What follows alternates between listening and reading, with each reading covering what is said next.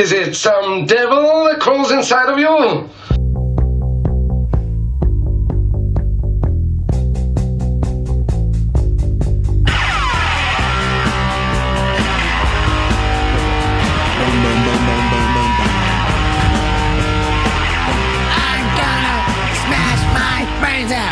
There we go.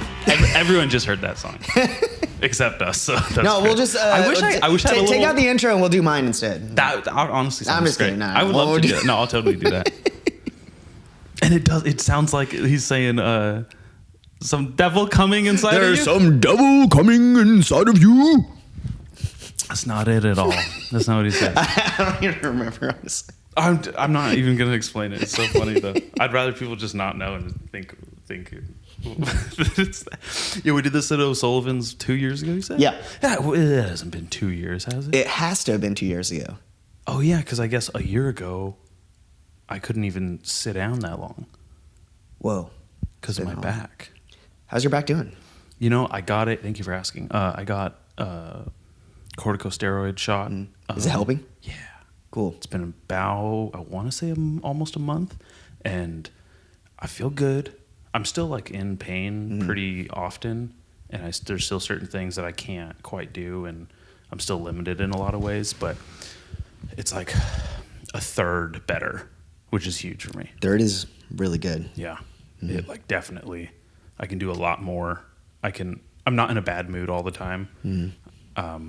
Which I might have been in a bad mood all the time before I hurt my back, but this time it was like for a good reason. Right. So just like always grouchy. Like when the Phat Jam, I had to leave early. My back was killing me, and it was right after. It was literally like 2 days after my shot. Oh shit. And I was like, fuck, I don't think it's taking because I'm in too much pain. But it wasn't even. It was from how sore it was. Yeah, because I feel like I saw you and Jake. And then I didn't see you the rest of the time. And I showed up late, and I'm like, oh, there's Dallas. And then I just didn't see you the rest of the day. Yeah, I had to go. I was miserable. I was having a good time, and I definitely felt like it was cool to see all the kids rip. Yeah. And like young kids, and I was like, oh, that's awesome. Fucking I've never felt like the old person or like the too old to be doing this anymore type of crew. But I did that time. I was like, okay, that's very. And that strange. was like, I really, like Sundays we go bowling and stuff. And then I knew that we're showing up a little bit late, but just seeing everybody that was there when we showed up, it's like everybody is, as soon as I parked, I'm like, everybody's ripping right now. Everybody that's here is like really ripping. Yeah. And I was so stoked to be there. Yeah. As always, because like every time that all those guys put something on, it's, they're going to deliver and it's going to be rad. They do, and it's so much fun, and it's just fun to like be a part of something. I can't fucking wait for the Nipomo skate park to open and see what happens there. I grew up in Nipomo. I started skateboarding there. All my like best friends, and the reason I know anyone in this circle is because of skateboarding in Nipomo and the rec. I'm gonna shed fucking tears when I roll on that for the first time. It's gonna be soon, like probably in the next couple of weeks or something, right? Dude, like. I literally like have a bit of anxiety about it because like there's a part of me that's like really like defensive because it's like very territorial, even though I haven't lived in Nipomo in most of my life now. But that's like where I grew up. It's my formative years. All my childhood like memories, friends are from there. Well, if anything, it's something that we've desperately needed. I don't even live in Nipomo, but like something in the area that we have desperately needed. Like, and just seeing. Photos of like Jacob like skating it and just like people that have worked on the park like skating on it. It just looks like, this is exactly what we've all needed. Yeah, California skatepark's doing it's really fucking cool too. I got to work with a couple of those dudes. Cool. I think Canton Russell had something to do with it, right? Like I wouldn't be surprised if he. Yeah. I don't know for sure. God, I haven't heard that name in a little bit. Yeah, I think he's like a California skateparks dude, and I think he had something to do with it, which is rad. Like, is he on Creature? Huh? Canton Russell, Creature? Am I mistaken? Or is it... he was an Osiris dude. I knew he was NHS. Why is Canton Russell... I'm thinking of... I know the name Canton Russell, but Osiris? Osiris, the Storm. Okay, I was going to say the Storm. Is that far back? Yeah, that far back. That's right before I started skateboarding. I started skateboarding in 2004. Started in 2004. I forget. 20. My God! I'm dating 19 myself, man. years ago, I'm gonna die. Oh, dude. Holy shit! I'm dating myself, man. I forget that I'm a little bit older than you, man. How old are you? I'll be 36 here in May. Oh wow! I'll be 36. Nice. You know, I feel like I'm mentally. I think I'm still 12, but my body's feeling about 70 or so. Yeah. Why? What's going on with your body? I mean, I'm a full-time driver at UPS, so that's sitting down, sitting up. down, and then all the heavy lifting with all the packages that we got to get in and out of the truck and stuff. What do you do to like increase your resistance towards it? So I've had like back issues and stuff in the past, and kind of in the past couple of months, I have addressed it by seeing a certified personal trainer, Matt Lovato. Shout out, love that dude. He got me on this program. Like I'd be able to skate for like ever since I took on this position, I'd be able to skate for like half an hour, and then like it feels like I'd have like some pinched nerves in my back, and I wouldn't be able. I'd skate for like half an hour, and it's like my back just went out. I can't. If I'm going to be going to work tomorrow, I can't skate anymore. Yeah, because skateboarding's not paying the bills, unfortunately. No, unfortunately, it never has. But it never has. But if I want to be able to enjoy skateboarding, I need to address this. And so he's got me on this program that I'd be able to, do these exercises to strengthen up my back and, like stretching. I think I always did pretty good with stretching, but just like extra to be able to keep all the muscles around it strong. Yeah. And I'd be able to, go through the work week and then skate on the weekends. And at the Phat Jam, I skated for like 3 hours that day, and no back pain or anything. And so that made me so to happy. rip. I was stoked. I had a couple of beers in me, like after bowling, and I was like just really picking up on all the energy of just like everybody skating and seeing all my friends and just like the program that my buddies got me on and stuff. I was like, yeah, let's skate and feel good. And I was feeling really good about that day. It was cool. It was really cool. But then I've just been sick for the past couple of weeks. I haven't been in the gym for like 3 weeks now. So I'm back to square one. And so Tuesday, back in the gym, back on my shit. Why not Monday? Because I got to work earlier on Mondays. That means I have to be at the gym at like 5, which I don't really want to do. Don't, especially if you're recovering. I wouldn't go too early either. No. Yeah, take it easy. Yep. Take it easy, but take it seriously. I think some people kind of like go, I'm just gonna take it easy, and then they like that's their new normal is just taking it easy. Yeah. And I get slipped into this fucking pit all the time where it's like, I'm just gonna not do that right now. Like I haven't been lifting these fucking kettlebells for like the past couple weeks, and it was a mistake. So today I absolutely like did a little warm up and just like try to activate my body and stuff. And it's important. Super. And I think that lifting weights is like, if I could only do one exercise ever, like anything physical, it would be weightlifting. I think it's so vital. Anything in particular that you fancy more than others with weightlifting, or just like the way it increases your strength, bone density, and just people who lift weights live longer, live stronger, and are overall healthier and better. And people who want to burn fat quicker, you burn it by lifting weights. It's great. Yeah, it's true. I want to shake some of my like friends who are like trying to lose weight and they're just like on treadmills, and I'm like, you're gonna be skinny fat, you're not gonna feel great, and you're gonna be down on yourself when there's literally just a piece of metal that you can just pick up and it will do wonders for you. Yeah, that's true. Is there something that you like resistance wise? Do you prefer the kettlebells more than just like free like some dumbbells? Yeah, I mean I prefer the kettlebells because I just have more dynamic functional strength, and I got sucked into the Pavel Tatsulini kettlebell training, and a lot of like it was really big like 6 or 7 years ago. Joe Rogan never shut up about the kettlebell, so I was like, I have to get one of these. What the fuck is a kettlebell? And I still have these 2 to this day, and they just absolutely like changed my like physicality, made me more comfortable and strong, like in a complete way. Yeah. Whereas like a dumbbell, that'd be great for like bodybuilding. Yeah. And you can still get like value out of it that you would with a kettlebell. It's just the functional training that's written up about kettlebells is so much more accessible and just makes more sense. I think that being able, you can do so many different, like you said, dynamic, like movements with kettlebells as opposed to just like free weights and stuff like that. Like, yeah, you can get like on a bench and do like dumbbell press. Well, and with stuff that, like with that being said, I think barbells are king. Oh yeah. I think deadlift is king of weightlifting exercise. I think that the Olympic lift, deadlift, squat, and bench are just so invaluable. Yeah. Like they are king for people. That's my like top tier for shit.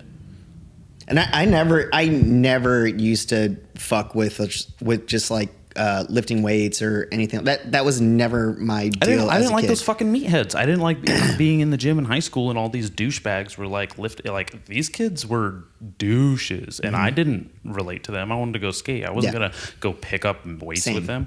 Yeah, even though same. I was a fucking my head's always been this big, so I was a big fucking kid and I could have just lifted like crazy, and then I ended up actually joining a little powerlifting team and like winning stuff, and I was like, Rad. That would have been cool to start that sooner. Yeah, and you never know until like you get into it. Like when I first got hired at UPS, it was like 9 years ago, and I was like the heaviest I have ever been. 188 for me is like pretty heavy. I was like, I had like long hair. I had, I just had like this like weird goatee thing. Like I was just like a heavy metal looking, like Filipino dude.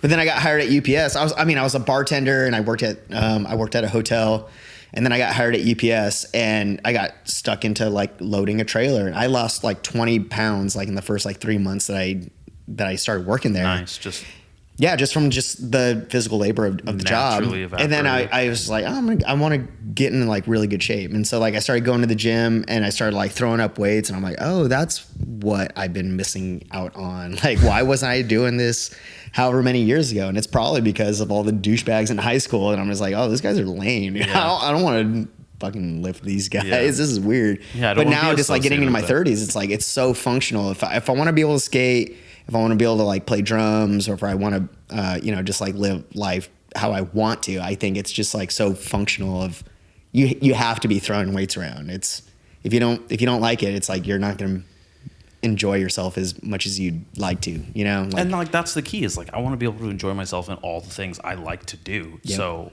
if there is something I need to be doing responsibility wise, like tell me, show me the way. Yep. I will listen. I procrastinate. I'm very stubborn, but I know that I only got like one trip through the galaxy here. I gotta fucking make it, Make it count. Make it count. Make it count. Make it count.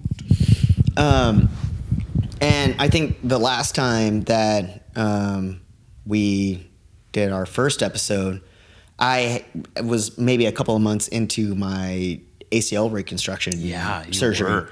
And like everything's feeling really good with that. Like I've always really liked physical therapy ever since my very first ankle sprain, like really bad ankle sprain.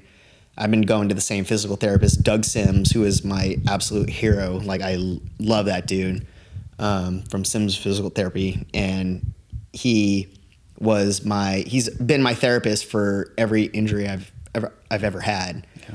And when I had my ACL reconstruction surgery, he's like, yeah, we'll get you back skating. It's like, I've heard that so many times. I'm like, that's not going to happen. Yeah.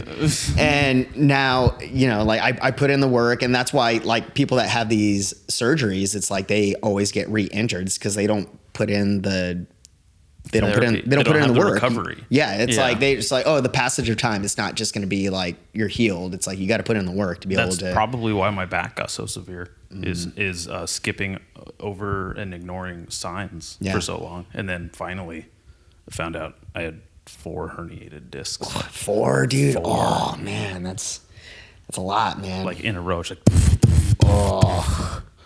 That's a lot, It dude. is a lot. Like there's a shooting pain down my leg right now, Yeesh. and I've just learned to live with it. So Sims.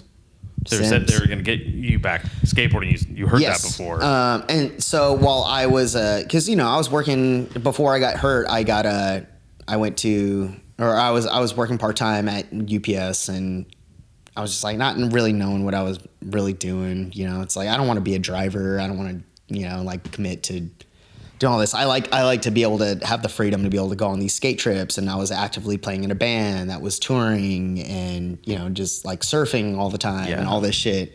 Hell yeah. And then I got hurt, and it's like shit. Like I got to put in the work. I love physical therapy, so like I probably missed one appointment because I went camping with my dad one weekend, but that was like one weekend out of however long the 6 months of therapy that it takes to be able to like go on the track of being able to recover. Yeah. But and I used to work for him before, but one of my last appointments, I'm like, hey, do you guys need any help over here? Cause I used to work for him before. And he's like, yeah, when do you want to start? And I'm like, I'll be able to work in 2 months. He's like, let me know closer to when you're able to work.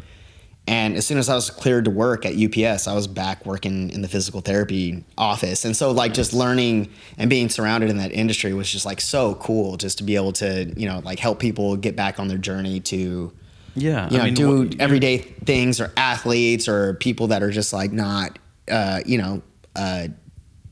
able to do life, and just being able to like have like a more comfortable living situation, just to be able to just to exist. Yeah, just to exist. Just to literally, exist. like I just wanted to do normal everyday stuff, and I can't.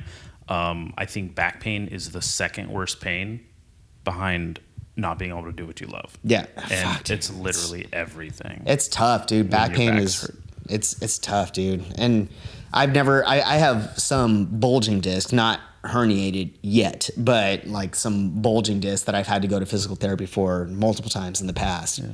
And dude, that's like back pain is no joke. It's just like trying to stay on top of it to be able to. This is what everyone told me forever, and I was like, whatever. Like I get back pain, I'll get over it. And then like, oh my God, I have back pain. I want to die. Like, not suicidal, but like, if I died, there was like a positive. At least there's no pain. There was a positive outlook of like, oh, thank God I wouldn't feel this anymore. Yeah. There was a whole lot of like, please just fucking anything. Like, I just wanted to be punched in the face. And your industry too, dude. It's like, dude, like your trade it's not easy work. Like you do hard work. Not everybody has to do hard work like you do. Ugh, I don't even. Right? Mm-hmm. Yep. Thank you for saying that. Very validating. Yeah. So, just take care of yourself. Take care of yourself. I'm absolutely trying, because all I want to do is get back to skateboarding and jiu-jitsu. And so you haven't done any jiu-jitsu, no skateboarding in how long now? It'll be 11 months in April. That's a long time, man. Yeah, I was going to see if you wanted to roll around the park after this, but I don't know. Oh, I would absolutely entertain that. Just to see what it feels like. Cool. Just because I even changed my trucks today. Nice. Just because I was like, yeah, I got to, freshen these things up. Yeah. I was skating Destructos, and I was like, ooh. Yeah. What do you got right now? The Crux. Oh, okay. Back to these Crux I had. So the blue ones? Huh? Are they the blue ones? They're the blue ones. Oh, How'd you know? I remember those. You remember those? That's hilarious. With the white foundation board and everything, what the man. fuck? I was just going to talk about this. I'm telling you, dude. I remember these things. I'm like a savant when it comes to that shit, yeah, man. I'm kind of like that about things. I get it, but I don't get it. So I was going to say, when I got let go from Skate 1, I was already falling like out of love with skateboarding. Mm-hmm. I was like, I don't like skateboarding. I don't like what it's becoming. I don't like this weird industry side of it that I'm getting a peek at. This whole business, like, Pal Peralta just like didn't make me happy. Mm-hmm. And working, it was like, oh God, this is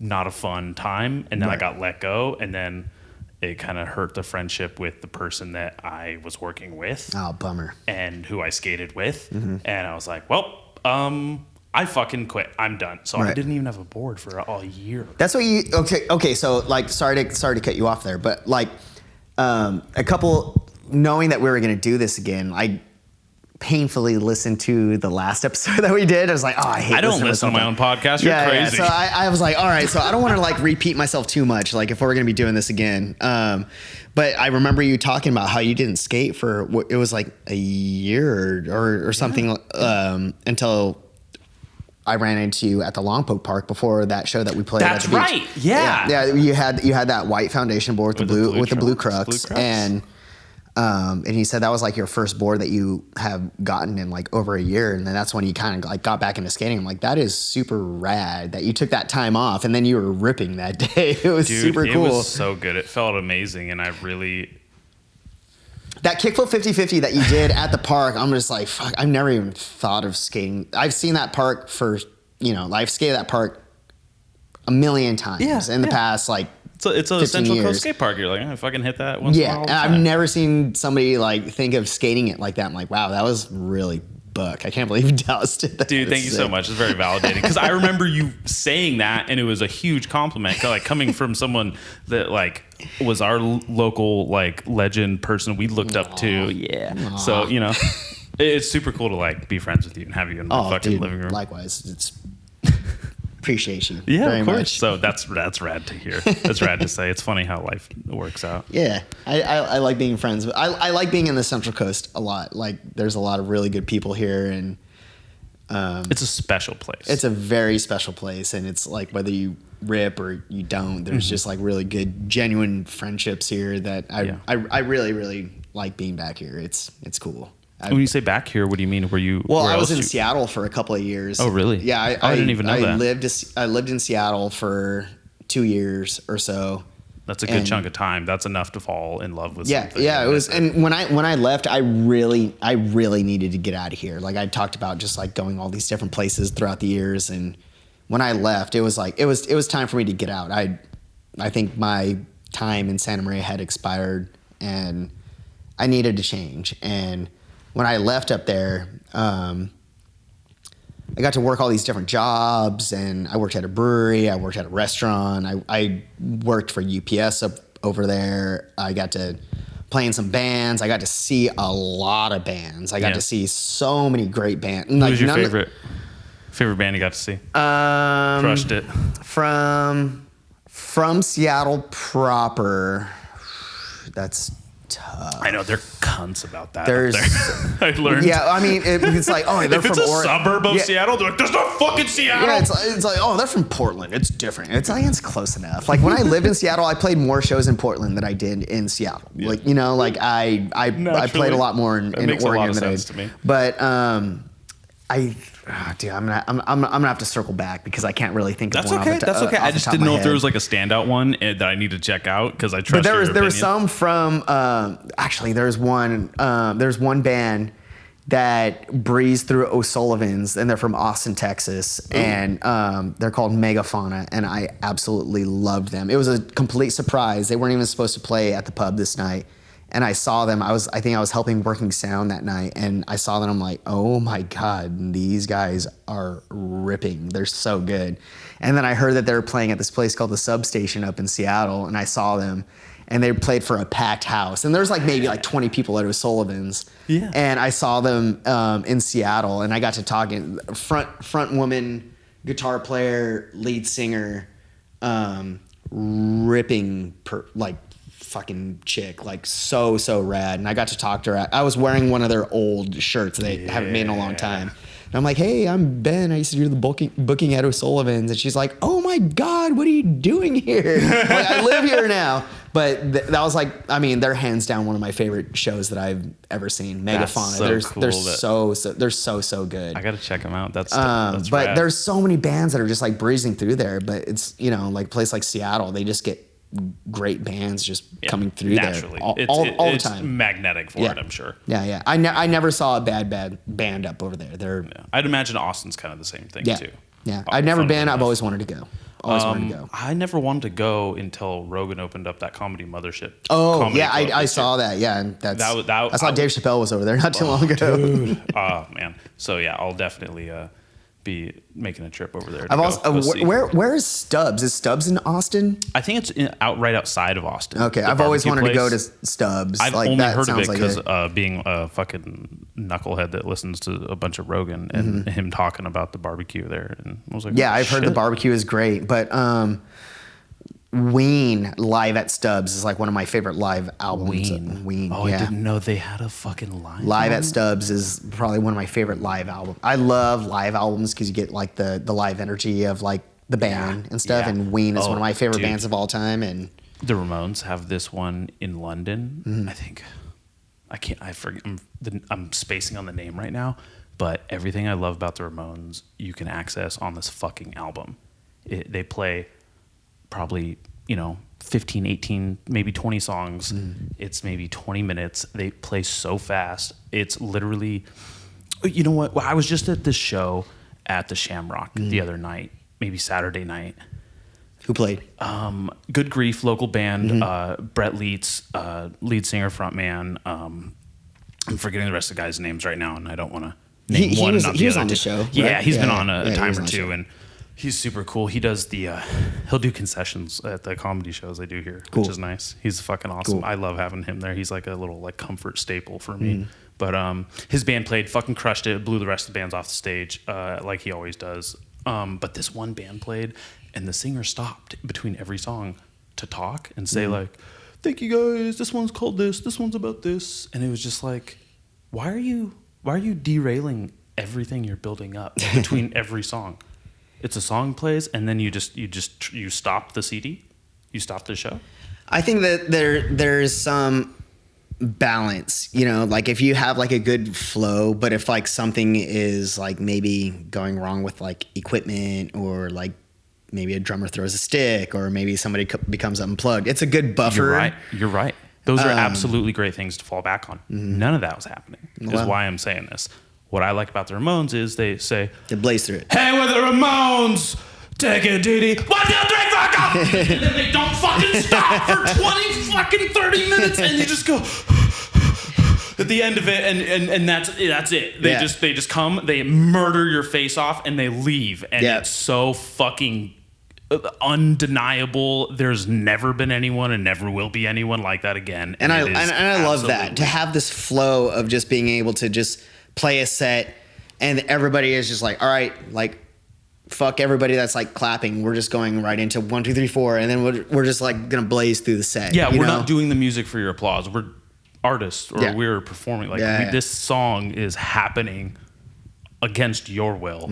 You were just lucky enough to witness it. Yeah, yeah. Like I that back might that. be an attitude about No, it. I back that. I totally back it. And so that's why when you do the Ramones cover with Haley and Crushers, I'm fucking digging the shit out of it. You know what I mean? that's one that always was like, maybe I'm like not hearing something right, or maybe I'm just like buzzed enough to just kind of like, oh, I missed my cue to go right in. But sometimes like Reed would like go into playing like Baby Shark and just like singing that, and I'm just like laughing and just trying to just like get my wits about me to be able to get back on the one to, just get back with the band and stuff. But I don't know, like it was always fun like playing that Ramones cover and stuff like that. Yeah, absolutely.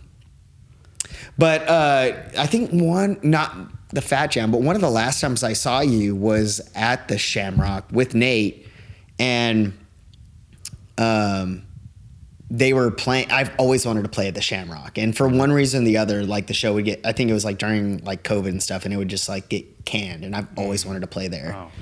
And they booked a show, but during that time, I was kind of like phasing my way out of the band. That's right. Okay. And Sam was Sam was playing with them, and Sam's great. He did his Sam homework. Cole? And, yeah. Super. Sam's a great dude. Like I've seen him play a million times. I really like the way that he plays. Great mustache. Great mustache. He was one of my earlier guests on the show. Yeah. I remember guy. he was talking about he was just getting hired, like making pizzas and stuff. I remember that episode. Sick. I listened. I don't remember that. I listened. See, I don't listen back. But he was so. We played. Fuck, what's the name of that venue? The Nebulon Cafe. I think that was the name of that joint. We're opening for Josie Cotton down in L.A. But during that time, it's like, you know, I was healing from my knee surgery and I missed out on so much life of just like skating and surfing and working and having a life that I was just like so used to having. And all like, you know, like I'm used to like taking all my time off from work to like play these shows and going on tour. It's just like, fuck, like I don't even feel like a drummer anymore. The only time I'm playing drums is just like when I'm like playing shows. And if I'm playing these shows, I'm not playing how I know that I can play, you know? Because you're just doing it like at the moment. You're not building up to it, so it's not natural. It's like when you don't skate and then you go to a skate park and someone's like, hey, you want to play skate? And you're like, yeah, but... So it's a little bit different because I love playing a game of skate even if I lose because... No, me too. Just because to me, it's a great warm-up. Yeah. I love dicking around and I love pushing myself. And I like to see what other people come up with. For sure. And I've surprised myself in what I can do in game of skate. So that's great. For sure. So I played that LA show and there's some friends of the band that were there and they're like, oh, we heard this might be your last show. Oof. And did you know that? Well, I kind of was maybe just like, maybe it was like shown on my face or I was like, I'm just like, I'm not happy with the way that I'm playing. I know that I could play better. And playing those shows, it's like, I'm feeling sore. I'm missing like things that are significant to me, but not to the band. And I know what you're saying. Yeah, and it's nothing but love to Haley and Reed. I love them. I miss playing shows with them. They kept me really busy. I got to be in the studio with them. I got to do like really cool recordings with them. You know, like got to do a lot of traveling with them. But I knew that I could play better, and that I didn't want to just like be in a band where I was just like playing okay. And that's where I'm just like, I don't know if I can. I don't know if this is like the direction that I should be going in right now. I think I need to improve on my life before I start doing anything more. And so that's when, you know, Sam started playing with them and I was like back at work.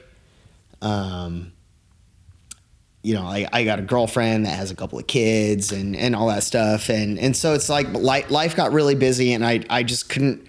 I know that I could do the songs more justice if I spent more time just like playing drums. But unfortunately, like time was not wanting me to do that because my life was going in a different direction. Facilitating it. Yeah, and it's weird how life has its fucking own plans. Yeah, it? And so like showing up to that show at the Shamrock, it's like, all right, so they're playing at the Shamrock. I've always wanted to do that. I really want to see Haley and Reed. I haven't seen them, and I love Sam. I think Sam's a great player. I love, you know, like Jacob is a great guitar player. I've seen them play a million times.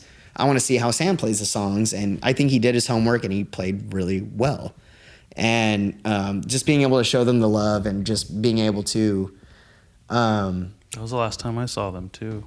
Yeah, I think they did a lot of... They did like a handful of shows in California before they dipped out to Detroit. And so now they're living in the Midwest. Super cool. Super cool. Like they're ripping and they're doing like really rad things over there. And we still keep in touch and everything is good. And I hope to be able to do some more musical things with them. And I'm trying to sit behind the kit more often these days. And I'm really starting to feel strong as a drummer again. So hopefully I'll be able to do some recordings or like a one-off show with them if they're in California again, and it'd be really cool to play with. They're fun. They're fun people that play really fun songs that I like to play. And you're a fun person, so you fit right in. It makes a lot of sense. I appreciate that. I totally I see the fit. I understand.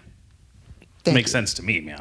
Do you have a band now here or anything that you are working on to facilitate that? Not right now. drumming? It's like there's been some people that have asked if they want me to play with them and stuff, and it's like, dude, I'm a busy person.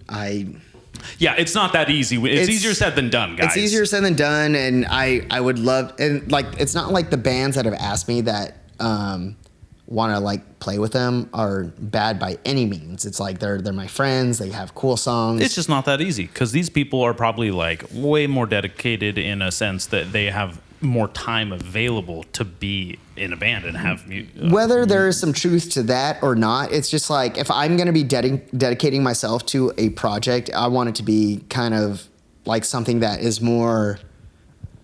I want to invest my sound and vision into it. You know, like You if want I to be a big part of it. You don't yeah, want to. You don't want to be a I want to bit do player, like I don't want to right? just like play. I don't want to just like do where I'm just the drummer for somebody's band. I want to do like That's what the guys who quit Megadeth recently came out. They were saying the guitarist and drummer of Megadeth quit around the beginning of the pandemic. I Oh, wanna wow. say.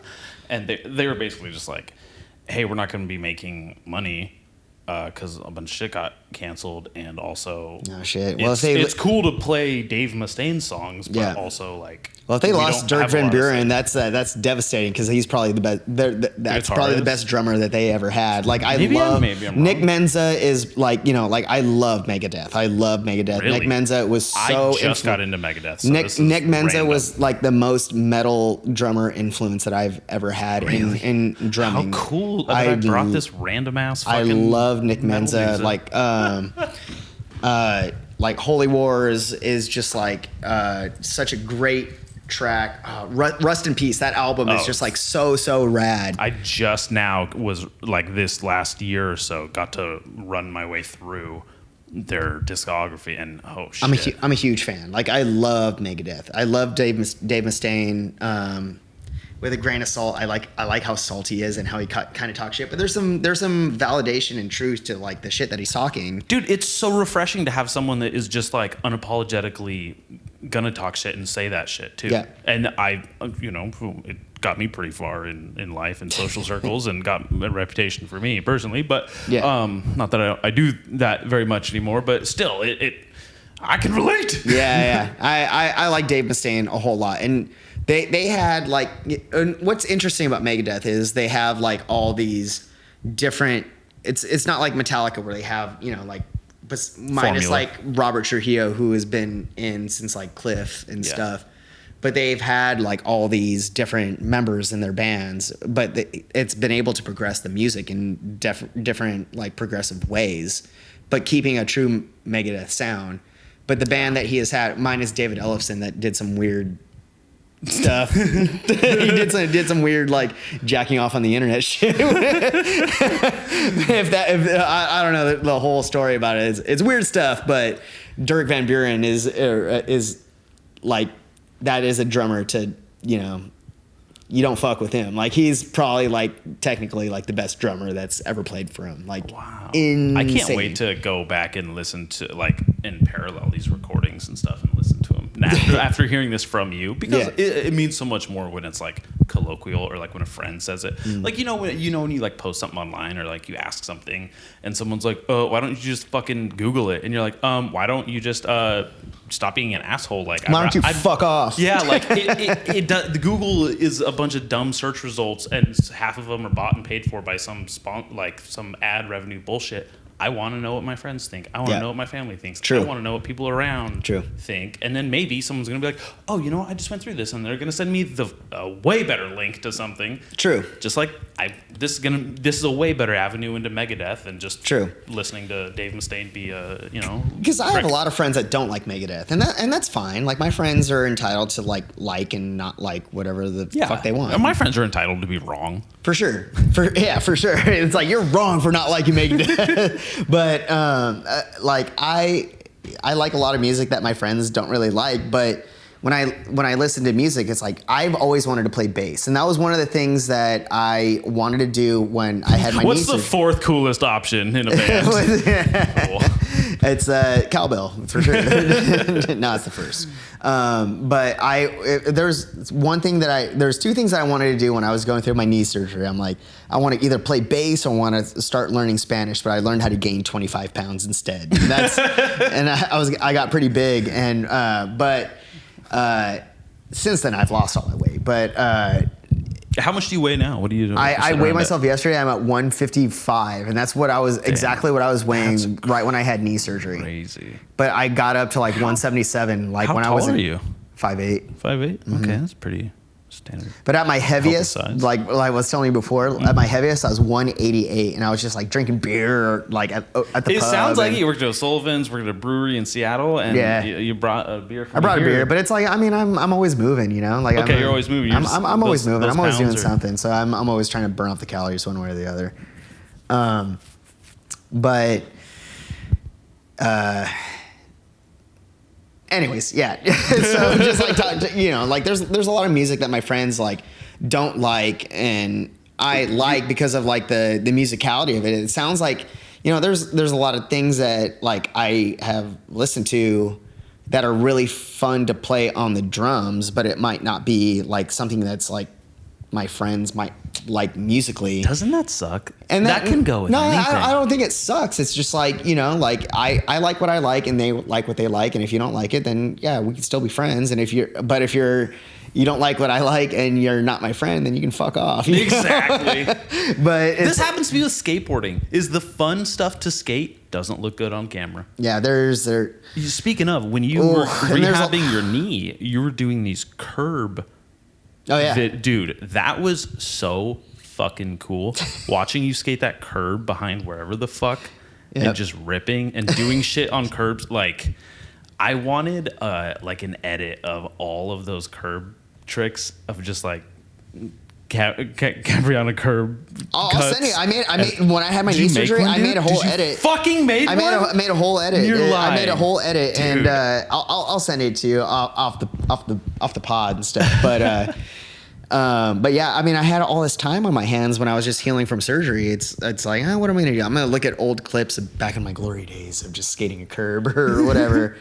But I made a whole thing, and I actually sent it to a fellow UPS driver because he asked me the other day, he's like, hey, where's a good slappy curb to go to in town? I'm like, oh, dude, like I'll show you. I'll show you some curb clips. But you know, like during quarantine, I was one of those people that really wanted to be health forward, and I was, you know, actively training like bike riding and running and lifting weights and, you know, calisthenics and all that stuff. Like, you know, one of the few people that everybody kind of went in a different direction or whatever. But also on my free time, it's like, what were you going to do during quarantine to socially distance from people? It's like, I'm going to go to this red curb in this industrial area where nobody is. And so I would bring a 6-pack of beer, and I'm like, I'm going to learn how to frontside slappy. And it's like, I never knew how to frontside slappy until quarantine. Yeah, because you were a normal skateboarder. Yeah, because... hot dogging, like, all that shit didn't come until later. That's when the LGBT skateboarding started happening. I had enough chromosomes to not know how to... Yeah, exactly. I'm just kidding. That's how I fucking skated those. I never knew how to frontside slappy until quarantine. And it's like, I'm going to get a 6-pack of beer, and I'm going to run myself into this curb until I get both trucks on there. And sure as shit, like, I finally figured out how to do it. You know how funny that is, considering what a talented like the level of skateboarding you've done to like, I need to go learn how to slappy a curb. Like, people learn to slappy curbs because they know they're not going to blunt slide rails. You idiot. You fucking... Well, when you get... like, I am feeling, you know, like the years where I was able to, like, push myself to do things that, like, maybe not a whole lot of, you know, like... Everybody's so fucking good at skating these days. It's like I was able to in my early teens and early 20s and stuff. It's like not a whole lot of stuff was like really going down like over here, and I was able to like kind of push myself. Yeah. Like, oh, this hasn't really been done here. Now everything's been done everywhere. It's, you know, like everybody's like so good. No, that's not true. I'm not good. Well, you could say that about yourself, but everybody, it's like look on Instagram. It's like Instagram is just like ruined skateboarding. It's everybody that's gonna send me a reel or send me a meme, I'm probably not gonna look at it. Dude, like people send me this shit all day. I hate all it, day. dude. I'm in group chats. They said, dude, I don't watch the videos you send me unless we fucked.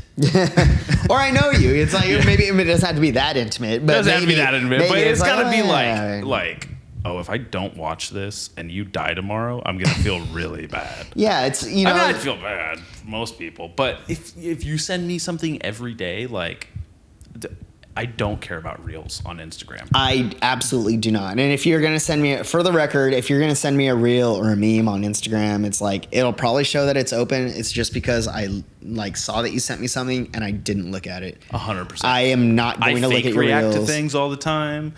I have this one. I don't care. I have one don't or two care friends about your that reels. like I'm not even going to specify who, but I will watch, or I will go back and watch, or I'll feel bad if I don't watch.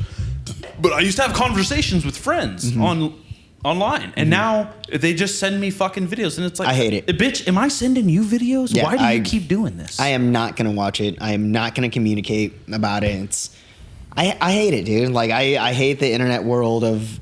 I like people who memes just post it to their story, and then I can decide if I want to keep watching it or not. There Click you go. on it. You know what I mean? There you go.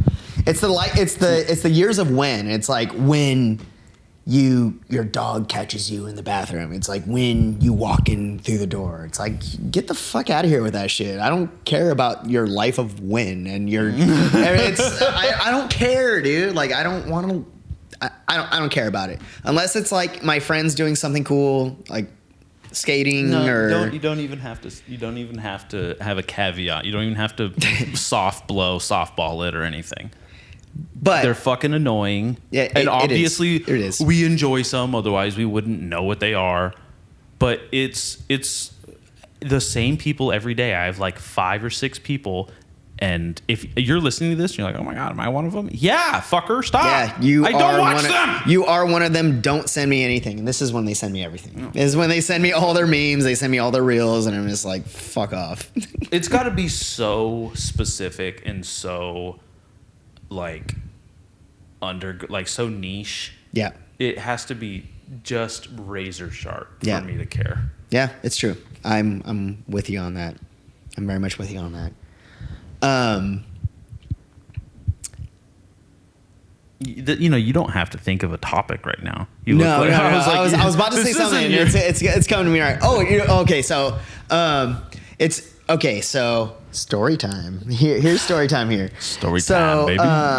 When we did this last episode, it was on a Wednesday, and I only know that because you're autistic.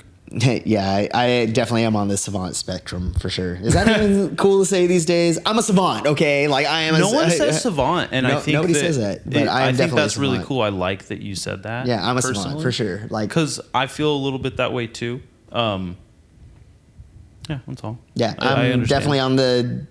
I will consider myself a savant for sure. So it was a Wednesday. We had a little bit of a buzz going. Yeah, At least I did. I definitely did. Oh yeah, did I get a Foster's? That's and that's why I got you one of those. Yeah. Because I figured I was like I definitely love these things during quarantine. Yeah, I must have got one that day. Yeah, that's why I got you one. And so I burped, and that's when I had said for Hannah. Yes. That's right. Yeah, so I said that, and you said, like, we don't do that anymore. We don't do that We don't do that anymore bro. because some shit went down and whatever. But an hour after we did this last podcast the last one, so Naughty Oak in Orchid, they do trivia night. I was gonna bring that up. That's where I saw you and your lady and her kids. Yes. So Wednesday is when they do trivia. Yeah.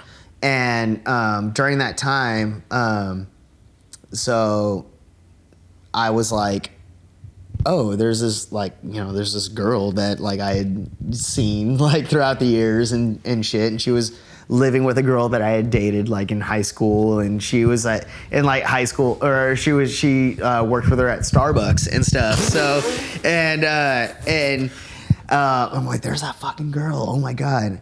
And her name is Hannah. Wow. And her name is Hannah. And then so at the time is like when I have like a notebook like full of things that we're like me and some people were talking about like for skateboard advocacy for the city. And so I have like notes about like skateboarding and skate park stuff. And And then she like kind of breezed by and she's all like, oh, come join our trivia team. And so like I go and join their trivia team. And they're always like on the winning trivia team, but her name is Hannah. So it's a weird like 6 degrees of separation. And now we like are dating and living together and stuff. And it's like, oh, burping for Hannah, living with Hannah, dating Hannah, different Hannah. Turns out, yeah, that's so funny. It's some. You can burp for your Hannah on this episode. Oh, anytime. I'll burp and fart and poop and. This is my. You know what? Go ahead. I lost my olfactory senses in November. I can't smell a goddamn thing. In November. In November. Oh my God, that's a long time. I'm gonna dude. kill myself. Dude, you need it's been those, so man. nice. You know what? I think it is causing like a mild depression. It's so weird. Food. I don't know what food smells like. I don't know what fucking. I haven't smelled my own fart. I haven't like shit. I am in porta potties 2-3 days a week. Never bothers me anymore because I don't smell good it. because those it's are the ones good, that you but I'll be sitting there on TikTok and I'm like, I'm probably bathing in poo particles. Let me I have to remind myself to get out and leave. What's it gonna take to fix that? I don't know. Oh, I don't know, bro. That's it tough, sucks. Dude. It really sucks. Man. It's a long time. So I have essentially, I can smell like genres of smells now, but everything else, if I get it, it's like a ghost's echo of a smell. It's like a dang. What the fuck was that? It's like, oh no, damn, it's gone. It's like it's gone. It's gone as soon as it comes on. It sucks. Can you smell that gun that's right there? Probably not. Like literally. One in the chamber, man. Yeah, you always got to carry one in the chamber. Like, absolutely not. I also haven't shot this in a month or two, embarrassingly enough. Can I hold it? Yeah, of course. Oh, yeah. Make sure it's... There you go. Feels good. Can I smell your gun? You can smell a gun all you want. It Smells like a gun. It smells like a gun. I cannot smell it, dude. I don't know what, like, my feet smell like, socks, sweat, my armpits smell funny. Like, it's a trip. It literally is been such a strange fucking thing. Excuse me. Such a strange interface. Like my back pain, back injury, back pain, losing my sense of smell. They've been so devastating in two completely opposite, like different ways. It is. I don't know how to talk about it, but it's all I talk about. You know what I mean? You're going through it, man. I'm going through it. You're going through it. I mean, I leveled up in a couple different ways. I finally have a place of my own. I live on my own. You got a dope spot, man. I Cool think spot. it's a dope spot. I really love it. Especially like I grew up in, over there. So I'm very familiar with the layout and stuff. And it's nice to have everything. This is actually...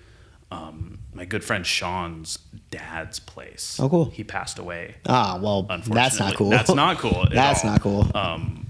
In here too. So. Ah, shit, man. Well, yeah, I mean, it doesn't really matter. These things have been around a while. It's bound to happen. Yeah. So, and I asked him, and I was like, "Hey, dude, would it be okay with you if I saw if I could get your dad's apartment, like townhome?" Because just wanted to clear with him, because if he was like, "Ew, no way, don't live in the place where my dad passed away," like I'd be like, fair enough, won't do it. Right. And right. I was told him, I was like, "You want to come over anytime? I'll give you a key." Like, yeah. Him and his sister like grew up or lived upstairs, so makes perfect sense. Cool. But anyways, yeah, leveled up, have my own place. It's cool to have a garage. It's cool to have these things. It's bittersweet because I can't smell the place and I can't do things because I'm so busy working just to pay the rent. Yeah. And I'm like, I just come home and I go, one of these days you'll be pretty, baby, I promise. Yeah. Hey, so when are you going to be able to smell again? Dude, I don't know. You tell me. I thought you'd know. I don't fucking know. Dude, it is when are you going to be able to be normal again? When am I going to be normal again? I got to be honest, though. It's kind of like a weird... It's like one of the lamest superpowers, but it's like a superpower. Like, I used to be such a pansy and so sensitive about smells. Like, I just am unfazed by things now. I can be in gross attics and basements and like nasty bathroom. Like there's so many things you don't realize are being affected by your perception of smell. And I just don't have that anymore. Yeah. It sucks because there's like That is a literally superpower. That's a superpower. Appetite of life is gone. Like there's a certain layer of appetite in life and food and zest and smelling your girlfriend's perfume and feeling good. And then like when you walk into a new restaurant or going to like the grocery store or the biggest bummer for me is it was always super important. I would smell something and it would make me nostalgic because the sense of smell is the strongest memory perceptor. Totally. And I do not have that. So That's... I feel very alien and very like disconnected. That's drag. And it breaks my heart. I was somewhere not too long ago, and back in the early '90s and stuff. I was somewhere, and I'm like, oh, this reminds me of like renting video games from movies to go, and it's not like it smelled good, but it's like it smells like movies to go in here. That's so funny. The fucking bathroom in the Lompoc Jack in the Box used to smell exactly the way Grey World Video or Old Town Nipomo Video, formerly, smelled when I was a kid. Whoa. And I was like, holy shit.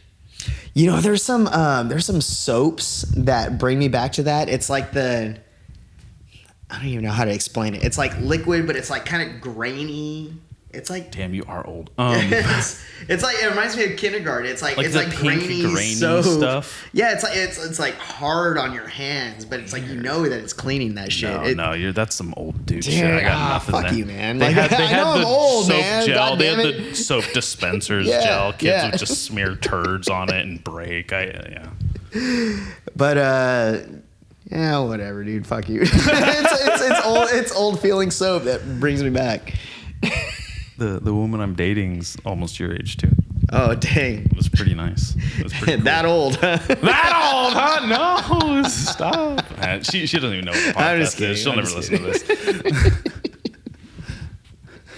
That's cool. Yeah. New girlfriend. That's fun. Yeah.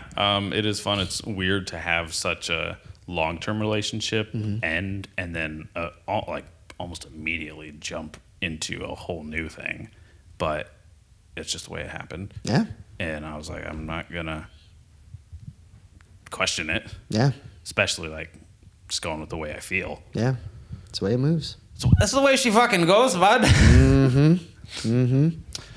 Yeah, quite an undertaking, but it's been a really nice component of living here and having someone to share things with. Yeah. And kind of like, again, leveling up of like, I gotta cook, dude. I gotta learn to cook. I gotta fucking be a man. I gotta, not leave the toilet seat up. I gotta make sure there's paper towels in this house. Like if she's coming over, or there's an adult like who has some shit together. You got that Costco membership? No, not yet. Oh, that shit's a game changer. But here's the thing: I don't have any fucking money to spend at Costco, and gas is so expensive. I get 9 miles to the gallon in that's tough, 4Runner. Dude. So don't even talk to me about something in a different city. I maybe have like more than 9, just a little bit more than 9. But dude, like just a little bit. But I mean the gas. If you get like the Costco membership for the gas alone, it's Wow. It's a game changer. I get you. But if you also want a bunch of toilet paper and a bunch of paper towels, now that I'm dating a girl that has kids and shit, it's like you think about that kind of shit. So what's that like? What is it? Have you ever dated someone with children before? No. This is my first time. Yeah. I don't think I have. Yeah, I definitely haven't. That's stupid. Well, I've maybe like maybe we're dating or maybe we're just like having fun or whatever, and they had kids, but I never met any of them. No, of course. I never met any of them. But now it's like you live with her. So, but now I live with her, and like I have the kids like every other week, so I'm always looking after the little homies, like and trying to look after them and making sure that.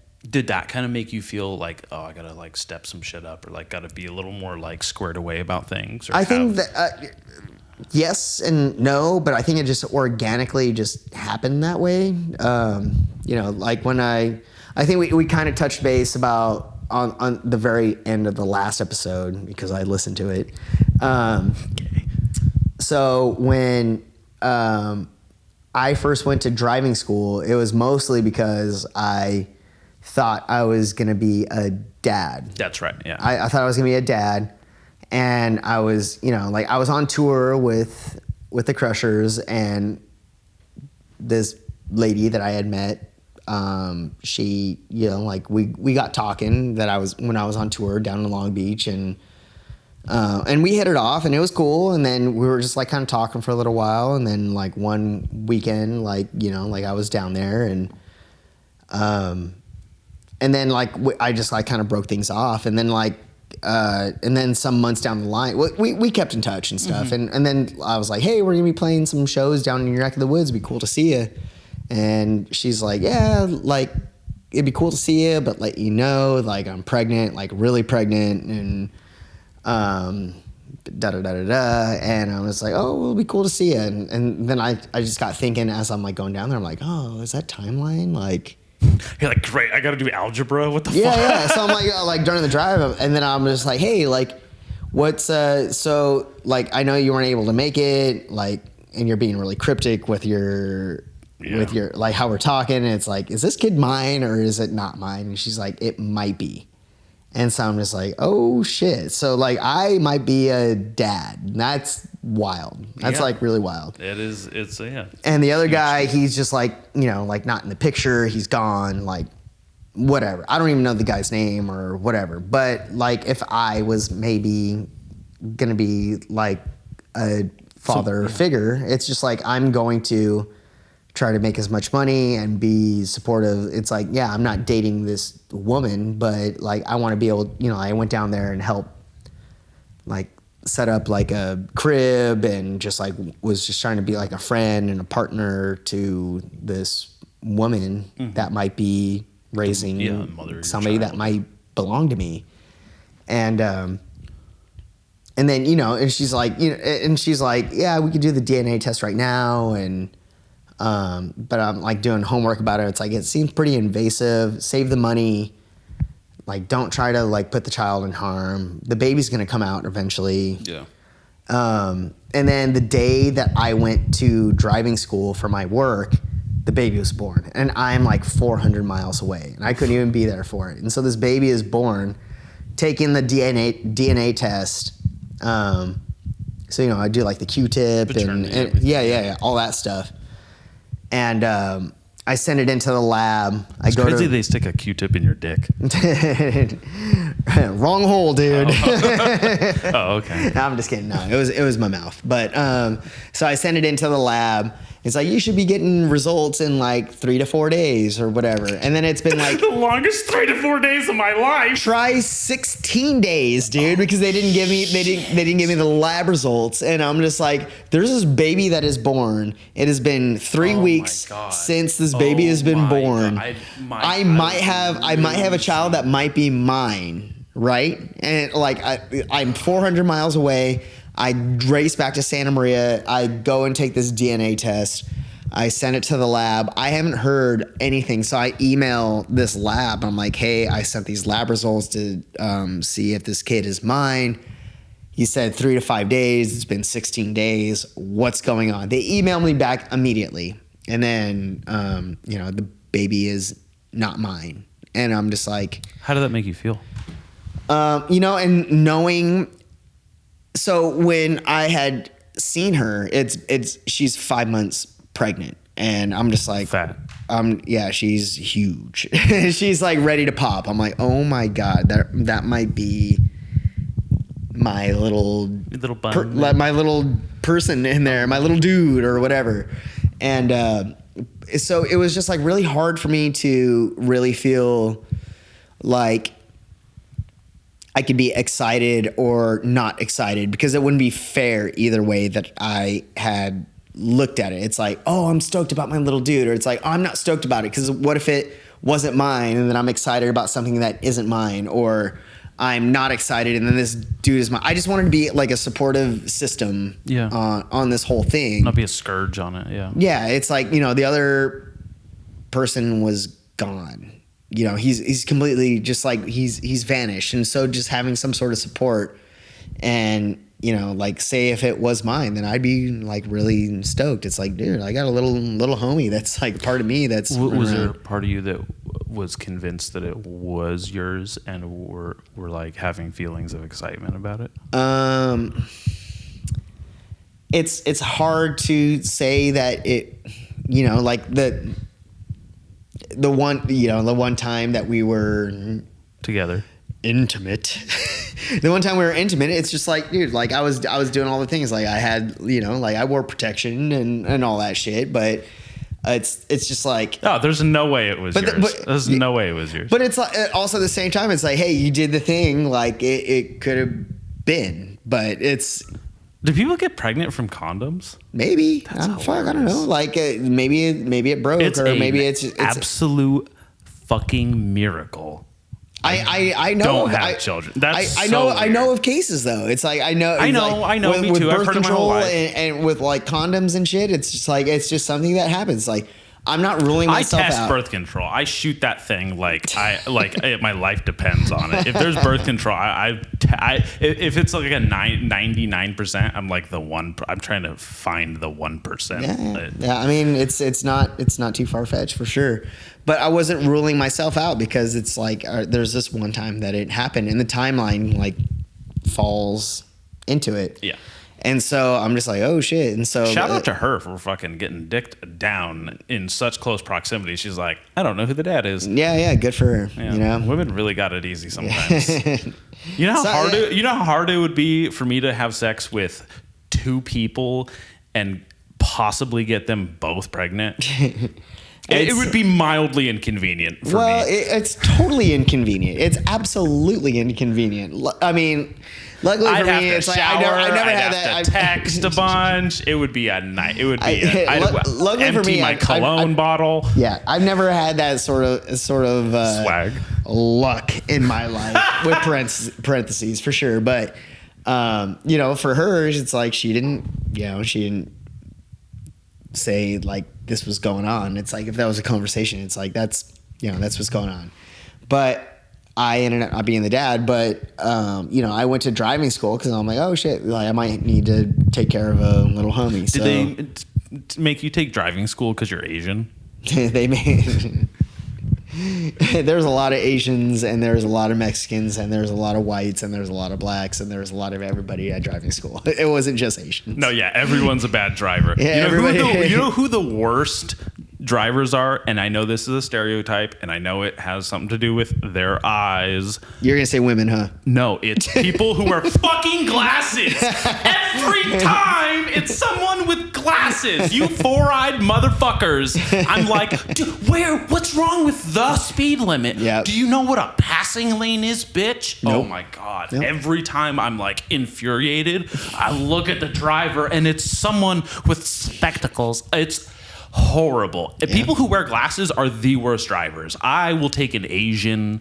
I will take a brand new alien from mom from Mexico because they're probably the worst drivers that don't have glasses. But any of them over people with glasses. Yeah. Oh my Lord. Well, now that I'm like in the driver's seat of one of those big trucks, you know, like I just see all the worst of the worst drivers. They're all bad. You know who's not a bad driver is me. That's all. That's what I noticed. Is everywhere I go, I'm still the best driver. I know that I'm the best, and everybody else sucks. That's all I know. Oh man. But yeah, that's how I got into the driving gig. But it's like, you know, that kid isn't mine. But now I'm dating somebody, and now I have commandeered two kids that like I'm kind of co-parenting and. Those little dudes I'm trying to look out for. Yeah, and so, absolutely. It's so being able to have this job, I'm able to have that Costco membership, and I'm able to, you know, fill up my gas tank and be able to, you know, go grocery shopping and be able. I've been living the most comfortably financially in my life now than I ever have. However, my time to be able to skate and play music and all that stuff is like kind of bottom of the barrel, which is unfortunate, but that's adult shit. I think that is one of the strange but true elements of life is that the stuff we have time for and the stuff we make time for change so dramatically, and the stuff that is important to us might become trivial. Like my interest in skateboarding, jiu-jitsu, these things might become trivial because I've grown past that, and that unfortunately is just in the past. Yeah. I can't skate like I want to. I can't do combat sports like I wanted to. I can't do these things that I wanted to dedicate my life to, because my life, like the purpose of my life and what is at the forefront, has changed. And what I enjoyed about those things, I can find enjoyment about other things and these new things or these different things. And as long as like I stay true to who I want to be, I can still find validation and comfort and enjoyment in a different realm, a different variety of things, like co-parenting or being, an adult in whichever variation.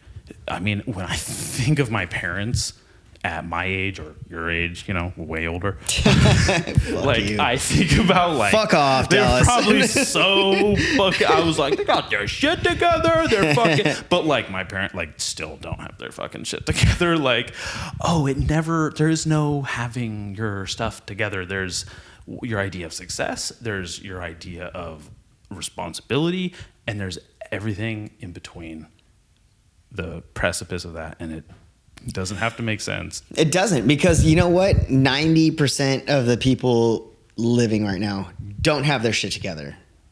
And that's okay, because that's a low number in my opinion. Yeah, I'm being generous here. Yeah, like I'm being really generous, because a lot of people don't have their shit together. But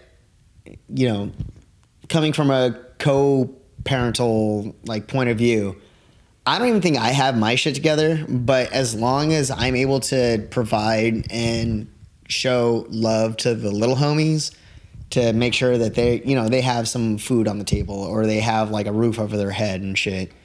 I could be struggling. I'm dating somebody that, that has these kids, and making sure that they are able to be looked after.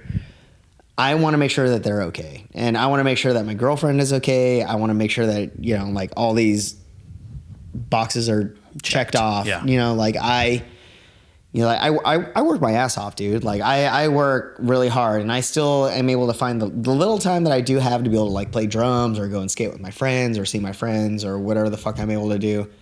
Do podcasts with your jerk off friends. Yeah, exactly. I booked this to be. I booked this time to be able to do this with you. I really appreciate it. And I'm really happy that we're doing this, but also to make sure that like the kids are taken care of. That's important, and I really, like that. That's why I do what I do, is just be able to make sure that my life is like taken care of. Yeah. Like I don't require a whole lot, like. But making sure that the kids are all right. Like I want the kids to be all right. That's really cool. And I try really hard to do that. I believe you, and I respect you for that. I think there's no greater thing that a man can do than be a father figure and take care of children. Yeah, I try. mean, that like in some aspect. And like with the father that's in the picture, we get along. Like he's a really great guy. Like it's funny because he's a drummer that works for FedEx. Oh God! He's a drummer that works for FedEx. That's so she has a type. Like she definitely has a type. And he's a super nice guy. So like I always see him around. Well, you're an asshole, so that she doesn't have a type. Come on, man. You're such a nice guy. No, I've never like once felt like besmirched by you or in any way, shape, or form. You've always been a sweetie. So being able that the kids are able to have the contact with their dad, and they're able to live comfortably with their dad, and then when they get to live with us, like they get to. I hope that they're living comfortably. I try my ass off so that they're able to. Like we try to make it just like really comfortable for them. Good. And if I had children with a woman I wasn't with, I would hope that they were around someone like you. Oh, I appreciate that. That makes me more comfortable and makes me feel better. Appreciate that. And I think there's a lot of maturity in parents that co-parent and can cooperate and get along with like the other partners in each other's lives and have that dynamic. So that's really cool to hear, because you don't hear great things about that sometimes, and it really fucking sucks. And those kids could easily hate me, you know? Like, dude, my stepmom, I want to shove into the Grand Canyon every day of my fucking life, and I haven't seen or spoken to her in ages. She's just cuckoo and just robbed my dad of all his essential vitamins and nutrients of life. Yeah. Yeah, and those kids are... well, the youngest just turned 13. The other one's going to be 16 this year. So it's like, you know, they're That's older. just as easy as it is complicated, I'm sure. It is, but they could be younger and they could just eat like, I mean, they could hate me at whatever age, but luckily they don't. And I'm able to connect with them in like really cool ways, and they're like really cool kids, and they like the video games, and they like skateboarding, and they like art, and it's like, you know, they're into cool shit that I can like relate to them. And you know, you're 13 and 16, but I'm 12, so this is awesome. Yeah, exactly. It's like, you guys are the oldest. You guys are taking care of me. That's awesome to hear. I was really hoping to get into that and kind of hear what that's like, because as I grow, it's weird. It's weird. From being like a single, disabled, not working, like you're not disabled, dude. You're Filipino. Yeah. Relax.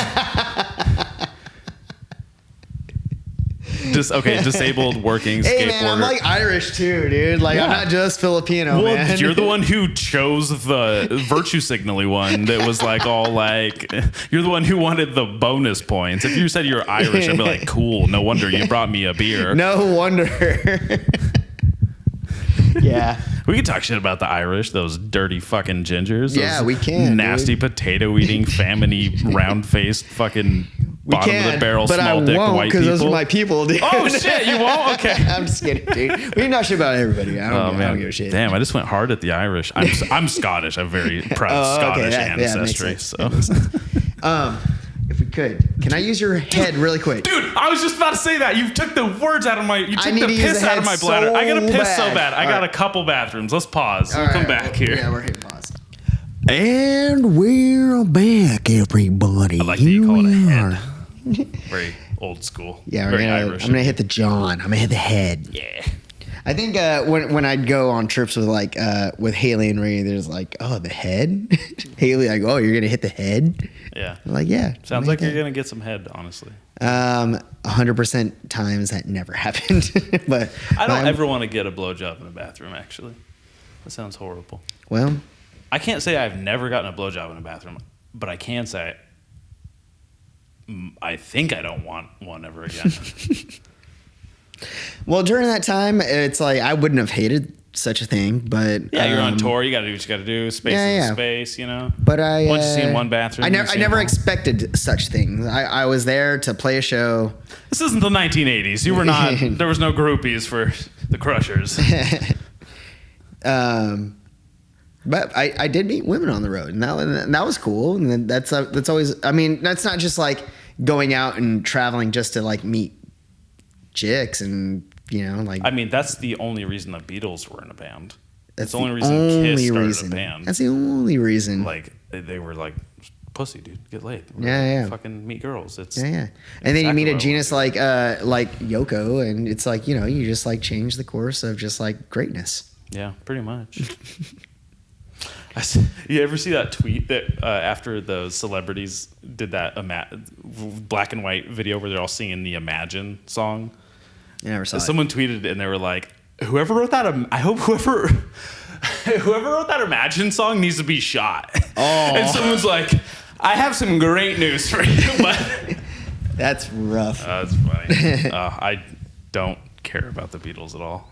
I mean, it's everything I know that's about. That's a whole nother. That's episode 3. Everything I know about the Beatles has been against my goddamn will. Every fucking song I've heard, everything.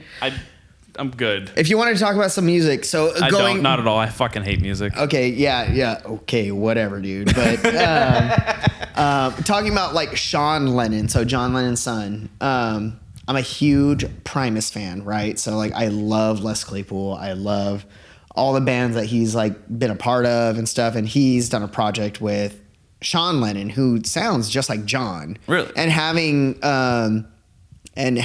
just like a funky like eclectic bass player, vocalist, songwriter to play with somebody like that. It's like a new twist on just like something that everybody else loves, you know, like, and it sounds just like John, but it's like his son. And it probably feels more contemporary and too. It's more like modern and relatable to somebody like me. That's like, you know, like I wasn't like alive when the Beatles were kind of going and shit, you know? So to have something that's more, maybe it's like, I grew up on maybe you're not as old as I thought you were. Yeah, I'm not that old, Dallas. All right, chill out. But you know, like my youngest memory of Sean Lennon was Moonwalker when he was like getting captured by like Joe Pesci, you know? Like What the fuck? yeah, he was like the kid. He was like one of the kids in Moonwalker. No, what's Moonwalker? It's the Michael Jackson movie where Joe Pesci is like the bad guy, like capturing kids. What? Yeah, Sean Lennon's one of those kids. This exists? Yeah.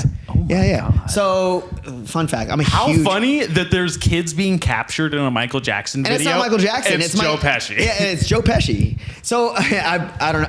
Fuck. It's like one of the few things that... I don't know if we talked about it at the last podcast, but pretend someone just started listening right now. Okay, so I've had this concept band that I've had mulling in my brain for a really long time, and I've always wanted to do a band where everybody dresses up like a different Joe Pesci character from different movies, but they play Depeche Mode covers and it'd be called Joe Pesci Mode. That's fucking awesome. And I've always, but like, how am I going to, like, there's no brown Joe Pesci character, but maybe I could be the Moonwalker one with like the sunglasses and the ponytail. There you go. And That doesn't matter. Have you seen what Netflix and Disney do? They just change all the characters. You just color correct it. Yeah, they color correct it. They socially color correct it. That's so good. Yeah. But I really want to do Joe Pesci Mode. So if there's anybody that's listening and that wants to do like a cover band with Depeche Mode, Joe Pesci characters, like I am a drummer and I'll might be down. What's his character's name? Gone Fishing? Gus? I'll be And that's one that I haven't seen. Or Casino or... You ever seen Casino? That's a good one. You should Casino watch. Or even Home Alone. Like Home Alone would be good. My Cousin Vinny. Have you seen any of those?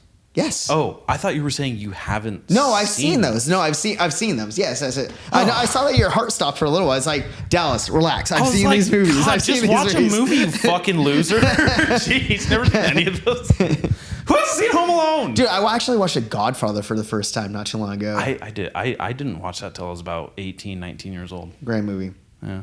Great movie. Great movie. Second one's better.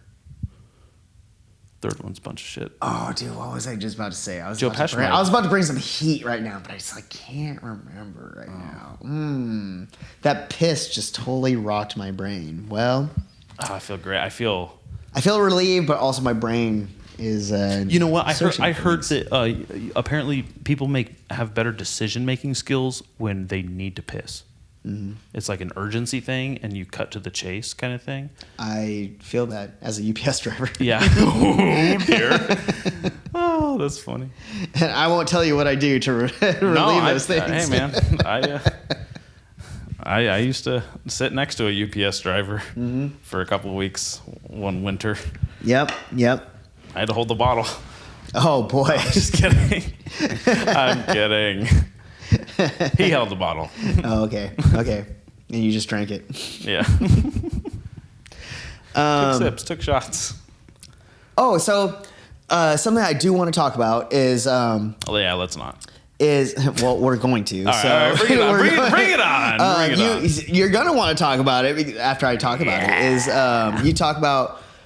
You post a lot of like Mike Patton stuff. Yes. He's one of my favorite musicians. And there's probably like a few like handful of people that I know that I'm just like, yes, like you get it, like you totally get it, and one of my heroes for sure. Yeah, and I think that as far as like our generation of us being alive, probably one of the most original frontmen, like writers that could actually like not just like for a zany like weird like shock value kind of stuff, but dude can actually like sing. Like, he has the greatest vocal range in rock music. His vocal range spans, I want to say 6 octaves, and it serves him well. He has Faith No More, Mr. Bungle, Phantom Us, Dead Cross, Tomahawk, and he's vocalist for believe all of those bands, and it just has fantastic musical composition. He did the score for Place Beyond the Pines, which is a really good Derek Cianfrance movie with Ryan Gosling. Oh, Bradley I remember Cooper. he dies really early in that movie, right? Don't fucking spoil the movie for people, dude. Hey, if you haven't seen it now, you fucked up. It's 9 years old, Yeah, and it is a great movie. It is. He gets shot hella early, but it's a great. I fucking hate these spoiled movies. That's such you a fucked up if you didn't see the movie bad already. etiquette thing to do. Yeah, it's dude. Like I'm just like fitting the bill here. All right, yeah, like who cares? yeah, you you are. didn't see it. You didn't see it. But what? Oh, dude, I used to love that chick. Who's Mia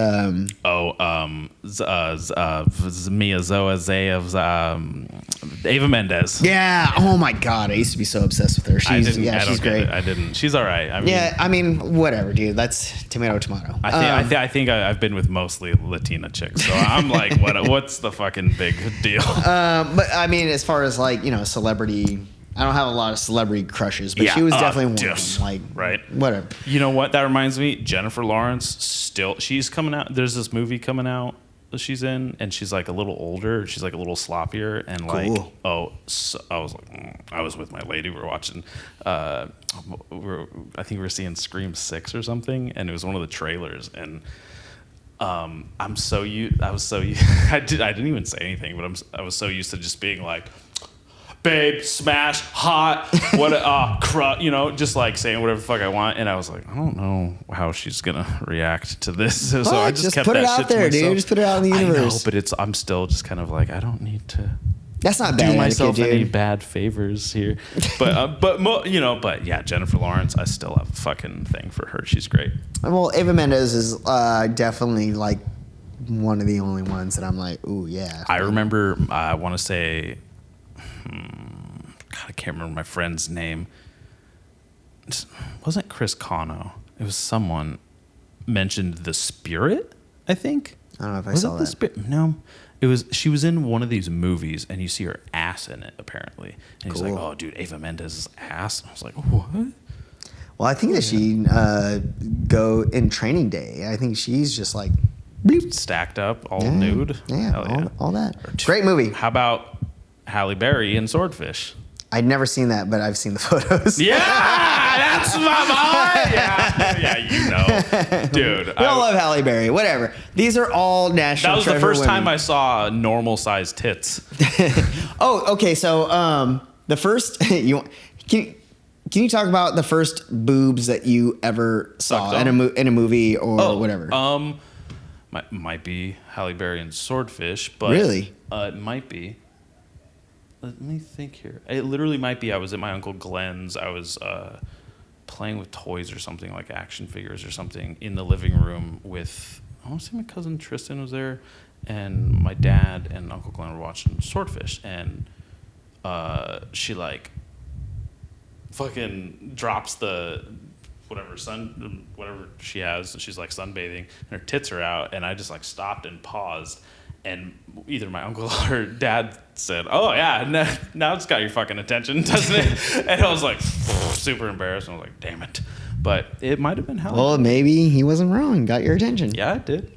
What about you? What was your first? I want to say to my memory, I want to say that it was National Lampoon Vacation, Beverly D'Angelo, the shower scene. Oh, I don't remember this. So there's a scene where Chevy Chase comes in and she's showering and he pretends he's doing like the psycho scene with the Psycho, banana. yeah. And I'm just like, whoa, my heart stopped. I'm like, oh my God, like those are boobs. That's, Oh, whoa.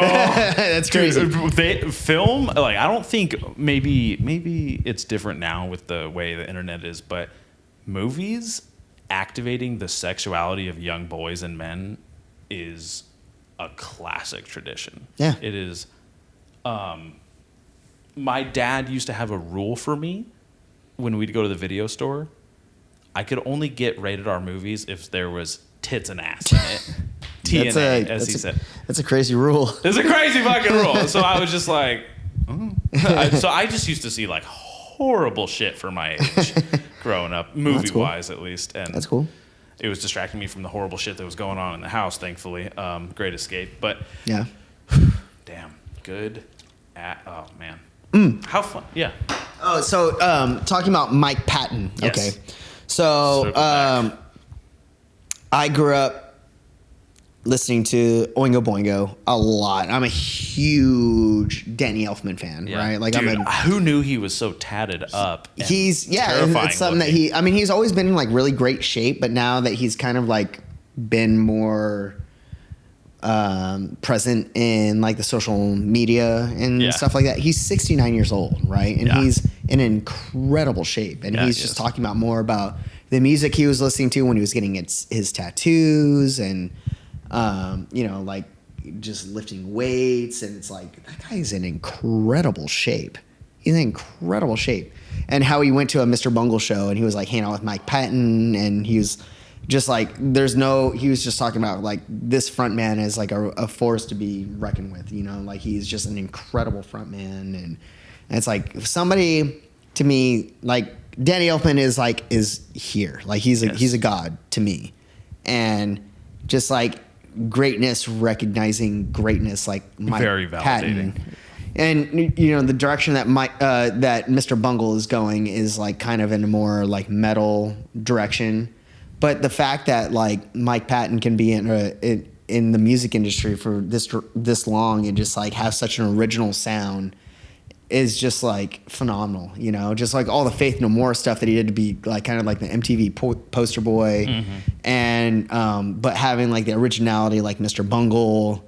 It's just like he's always just searching, and he can sing, he can croon, like he's just like such a talented guy, an insanely talented guy that I'm so fascinated by. Just like so, but for somebody like Danny Elfman, that is just like gonna just really recognize that it's like, all right, well, there is some validation to like what I'm thinking is, like Mike Patton is. Oh, you want to hear a funny Blake story? Yeah. Blake, all right. So you want to hear? I was hoping we'd get into some Blake. All right. So with Blake, Blake is still, I will consider one of my best friends of all time. Before you continue, if you guys don't know who Blake is, you need to go back to Ben Cabreana's first appearance on the Bad Etiquette podcast for context and listen. Yes. And you will understand what Ben's about to proceed with. So Blake, I got my musical start with playing with another person instrumentally with, like, I never thought in my life I would play an instrument. I never thought I would be in a band. I never thought I would play shows. I never thought I'd be on records, this and that. I never would have got that start without Blake. And Blake has always been the most creative and talented and zany and just demented person that I've ever met. Just like so eclectic and crazy. So a long time ago, my cousin was engaged to this music producer. He used to manage Les Claypool and Rob Zombie and like all these people. And so we got these tickets to go see Les Claypool and his fancy band at the Wiltern in LA. Mm-hmm. And I don't know if I want to. I'll talk about it like off the air, but like I had ingested some things that made me feel ill before, like the drive over to the venue. But like showing up to the venue, I see my girlfriend and her ex-fiance, and I didn't even think I'd be able to make it into the show because I was just like feeling so shit. And it's like, yeah, like Les wants to hang out with you guys after the show. And I'm just like, no way. That's insane. Like Les Claypool wants to hang out with us after the show that he's playing at the Wiltern. That's wild. Yeah. Like one of my bass heroes. Like I love the way that he plays. I'm a huge fan. I'm like, oh, wild. And, so this band that opened up from was called Secret Chiefs 3. And they were, and it's the guitar player from Mr. Bungle, Trey Sprance, and he is like, they're all wearing like monk robes. Wow. And they're playing like really Eastern heavy, odd timing signature. The band was phenomenal. Like I'm just like, oh my God, like my mind was blown when we saw them. Like these guys are insane. And then Les Claypool played, And before their encore, Blake's like, let's get out of here. Let's like fuck all these guys. Like let's get out of here. Let's get out. Like before the like the traffic gets too bad. And my cousins that were just like zombies following him. Like, we're supposed to hang out with Les after the show. Like, well, we've hung out with him before. I'm like, what the fuck? And so they left before, like they went past the point of no return. Yeah. And I'm just standing there like, and I guess like Les Claypool was just like waiting for us, just like, where are these guys? And I'm just like, oh my God. And I didn't talk to Blake for like a couple of weeks after that. Yeah. I bet. Fast forward to like maybe like 6 or 7 years after that, that band Secret Chiefs 3 is playing at the old Slow Brew. Yeah. And Classic. I loved that venue. Probably my Missed favorite the show. pole. I love the pole. I love seeing just like everybody just getting their face smashed in by that definitely pole hit my right head over on there. that pole. A lot of good men went down over there. And this band played Secret Chiefs. There's maybe, if I'm being generous, like 20 people that were at Slow Brew. And I'm like, these guys are, and the drummer from Mr. Bungle was playing from that night. I'm like, that's Danny Heifetz. That's crazy. And so they got done. And then Trey was at the bar, and I was just like, "Hey, dude!" Like on the drive up, backpedaling a little bit. Like on the drive up, it was me and this dude I'm not friends with anymore, and Blake. And Blake's like, "We're gonna go backstage, and we're gonna go hang out with those guys." And I'm like, "Dude, like, shut up! Like, we're not doing any of that." And so we're at the bar. They get done playing, and like Trey Sprons from Mr. Bungle is like sitting right next to us. So like we buy him a drink. We're talking to him, and then they get in this like Blake is like talking to him about like kind of like political stuff, and I don't know. They're getting into like some weird like realm, and I kind of phase out of the conversation a little bit. But I'm like, this is wild. Like hanging out with this dude is like crazy. This guy's played for seas of people, and I love Mr. Bungle. I love like Secret Chiefs, and Blake and him just get in this conversation, and they're just like talking about like all this weird shit. So we go next door. I'm like, I'm hungry, and that's when that French fry place used to be right next to Belle Frites. I think that's what it used to be called. It's like a French fry joint. So get some French fries, just a snack on something. We come back. Blake is just like standing up like this. And he's like talking to Trey, like pointing down at him. Oh my and God. the guy's just like, his hand is in his jaw, just like, and Blake's just like, you are blah, blah, blah, blah, blah, blah, blah. And the conversation ended with just like, Blake just going like, give me your arm. So he hands his arm out like this. And Blake like grabs his arm like this. Grabs He's like, his forearm. you're an angry person. Like, I'm taking your anger from you. You're not angry anymore. And the guy just like, Trey just like started crying insanely, like profusely, and just like ran backstage. And I'm just like, what the I'm like, what the fuck? And Blake just looks at me. He's like, we're going backstage. And I'm just like, all right, I'm going wherever Blake's going. And so Blake's going backstage, and he's just like, Trey is just like being like cuddled by his security guard. He's in like crying in tears. And so Blake is like talking to him. He's like, I don't ever want to see you again until you change your attitude. You're an angry person. I took that anger away from you. You're an angry person. You need to shut the fuck up and stop being a baby. Oh and then, my fucking God. And then Trey looks over at me. He's like, your friend right here is the wisest person I've ever met in my life. You need to listen to every word that man has to say.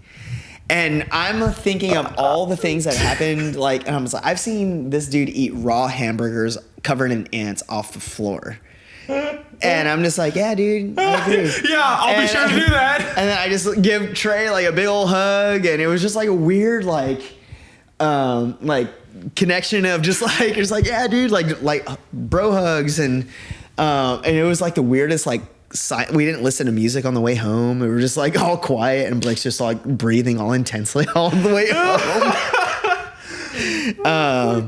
But that's like crazy. Like that guy's played for, he's the guitarist for Mr. Bungle. Yeah. He has played for a sea of people, and then Blake just like got in his head like Hannibal Lecter and broke him down.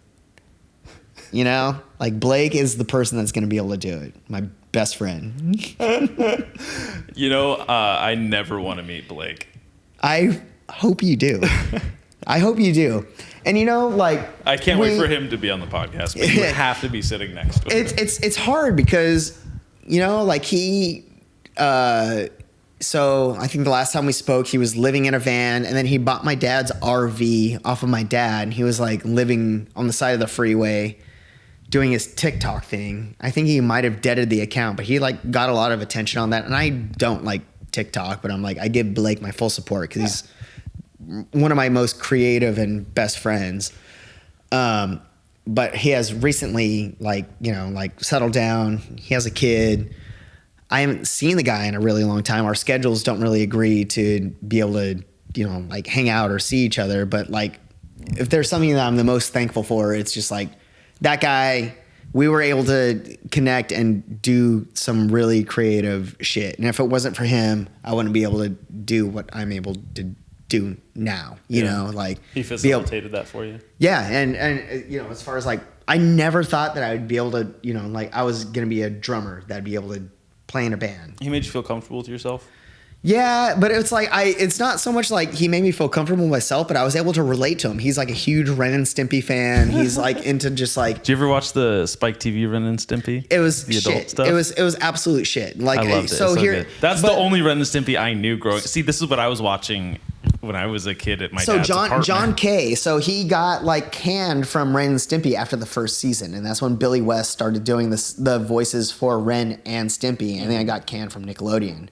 And then they had so the first season, it's like there's definitely a lot of John Kay influence, but so Ren and Stimpy is my favorite cartoon of all time. So I can nerd about I just gathered that. It's in like that's my favorite cartoon. I love cartoons, but the Spike TV Ren and Stimpy is just like so perverted. It's so good.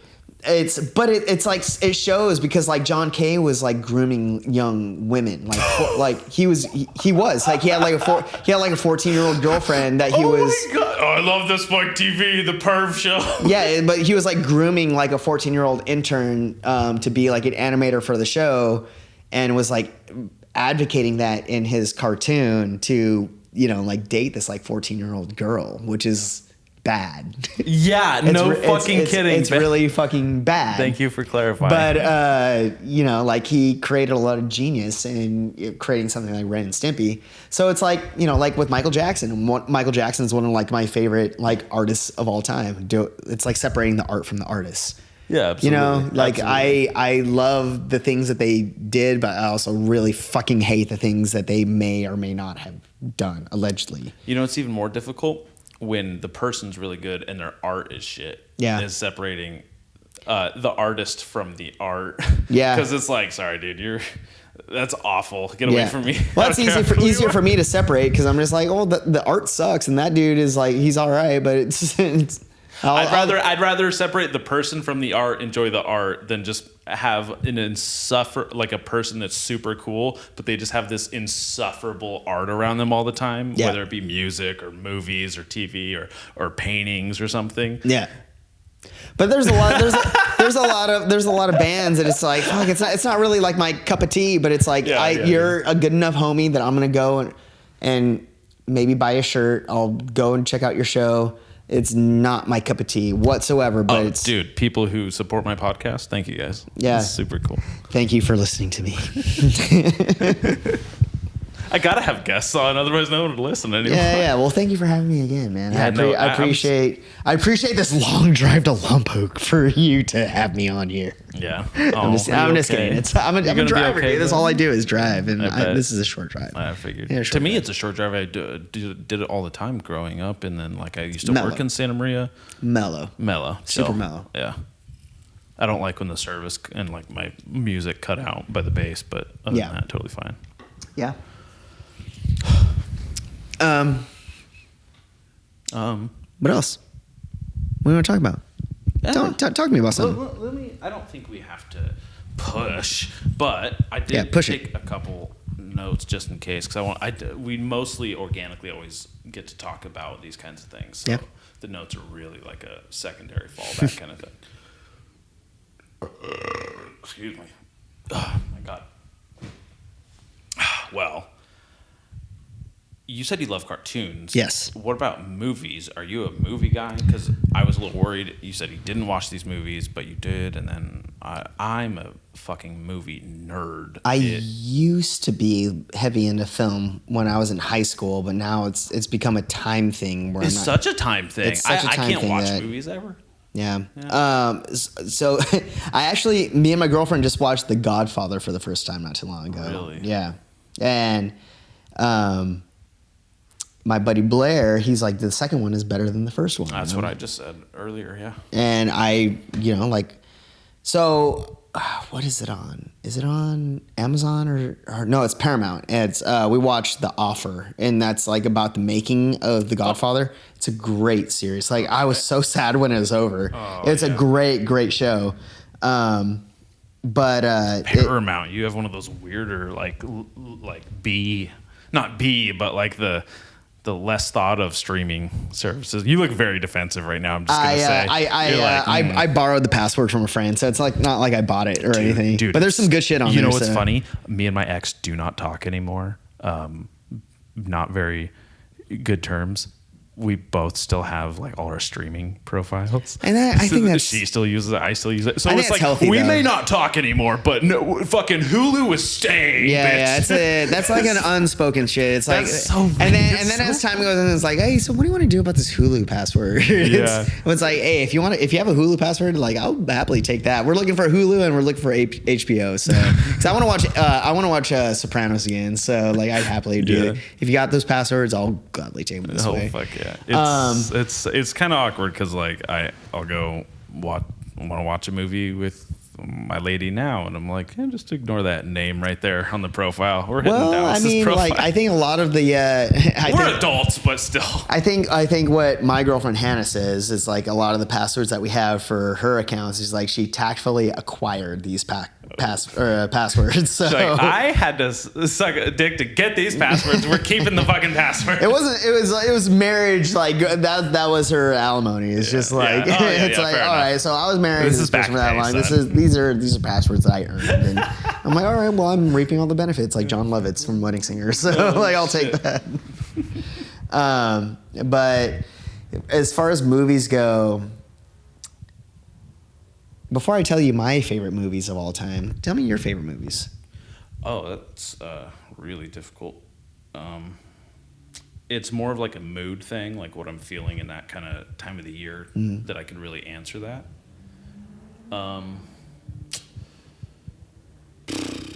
I love Girl with the Dragon Tattoo, the David Fincher version. Trent Reznor did the intro music with Atticus Oh, I didn't know Ross, and they cover Led Zeppelin's Immigrant Song. Oh, And cool. they actually, I want to say, won an Oscar for the opening sequence Oh, wow. for effects. And so I love that movie. That one, I have a lot of like movies that are strictly just sentimental. And I don't know, man.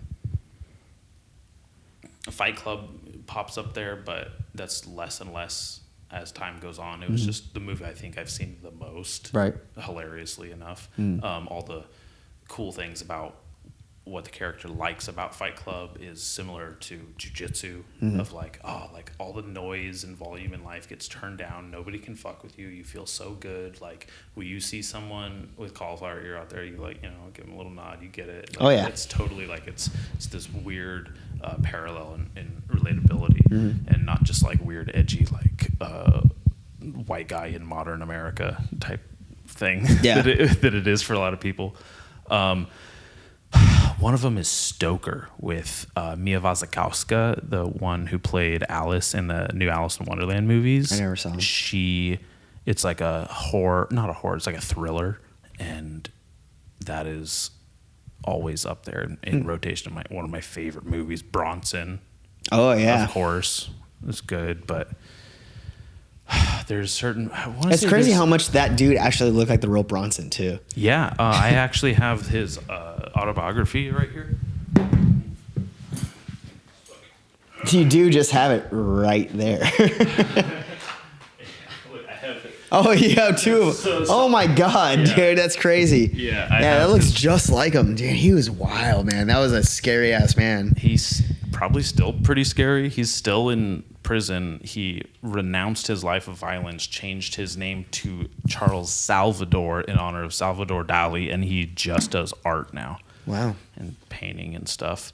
And a lot of his illustrations are actually in that biography there. And the Solitary Fitness book there started my workout routine, or like when I was a teenager, and changed me from like a do nothing bitch to like someone who actually. Can I borrow this book?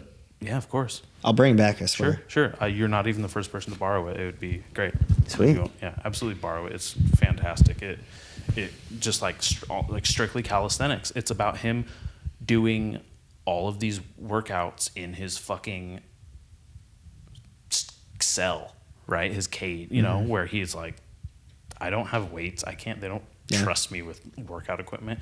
I'm doing 3,000 sit-ups and 2,000, or I'm doing, like a day. Yeah. Push-ups a day. You know what I mean? And fuck, that's so crazy. It just changed my whole perspective on like acquiring things over time. And like, I just used to do like, a couple hundred push-ups a day, just because over time it's like, oh, you just do 25 now, 25 later, 25, and it's just like, fucking 200 push-ups a day, and I have plenty of time to kill. But you could do 2,000 when you're in like a yeah, when you have nothing else better to do, you fucking and you're not trusted with anything else. Like, why not do 3,000? And he does them super quick, and you can see it in the beginning of the movie Bronson, where Tom Hardy is actually like doing these super fast push-ups. So I always do my push-ups like that now, and always did them, and I love having push-up contests with people, because I'm not like terribly strong. I'm not stronger than a lot of people, I'm not fucking in super great shape, but push-ups I can fucking like crank out like a motherfucker, which is funny. And I don't really do them very often, but just crank them out. That's a good book. But yeah. And how do the push-ups feel on your back like afterwards? Right now fine, I'm pretty sure. Like I haven't had any issues as far as that goes. And do you feel like you're stronger after you do them? After I do them, yeah. I actually did a bunch of goblet squats and kettlebell press. What are these called? Fucking shoulder press. I forget what they're called. Clean and press. Clean and press. I used to squat, clean and press with a kettlebell, and it felt great this morning. It felt like, oh, cool. Like I don't feel like I'm compromised in my back. It felt like it strengthened and brought warm blood flow to my back. So. Cool. Big thing. So unfortunately, that is kind of a drawback to calisthenics. Is like weights are better, right? weights are superior. But if you don't have shit, it's like nothing's off the table. Yeah, no, it changed me from like being like a weak little like soft person to a big strong soft person. Yeah, it did change my life. I love that book, and I love. That movie. I just watched it by chance one day and then changed my last name to Bronson and just never fucking... Oh, that's where that came from. Yeah, that's where it came from. I was 16, 17 years old, and I changed it on Facebook to Dallas Bronson, and my friends made fun of me, and we used to loiter in fast food restaurants. We used to go to you have these little like hardcore shows, punk shows or whatever around here, and I sometimes would be like at the door, or be like a little like bouncer version for them, because there was no one legit around, and they'd be like, oh, fucking Dallas Bronson's here, like they just mock me, and it became like oh, don't fuck with Dallas Bronson like joke, and other people heard it, didn't realize it was a joke, and it was like oh, it's Bronson, and then people just call me Bronson to this day. It's very funny, very hilarious how it's like Beagle.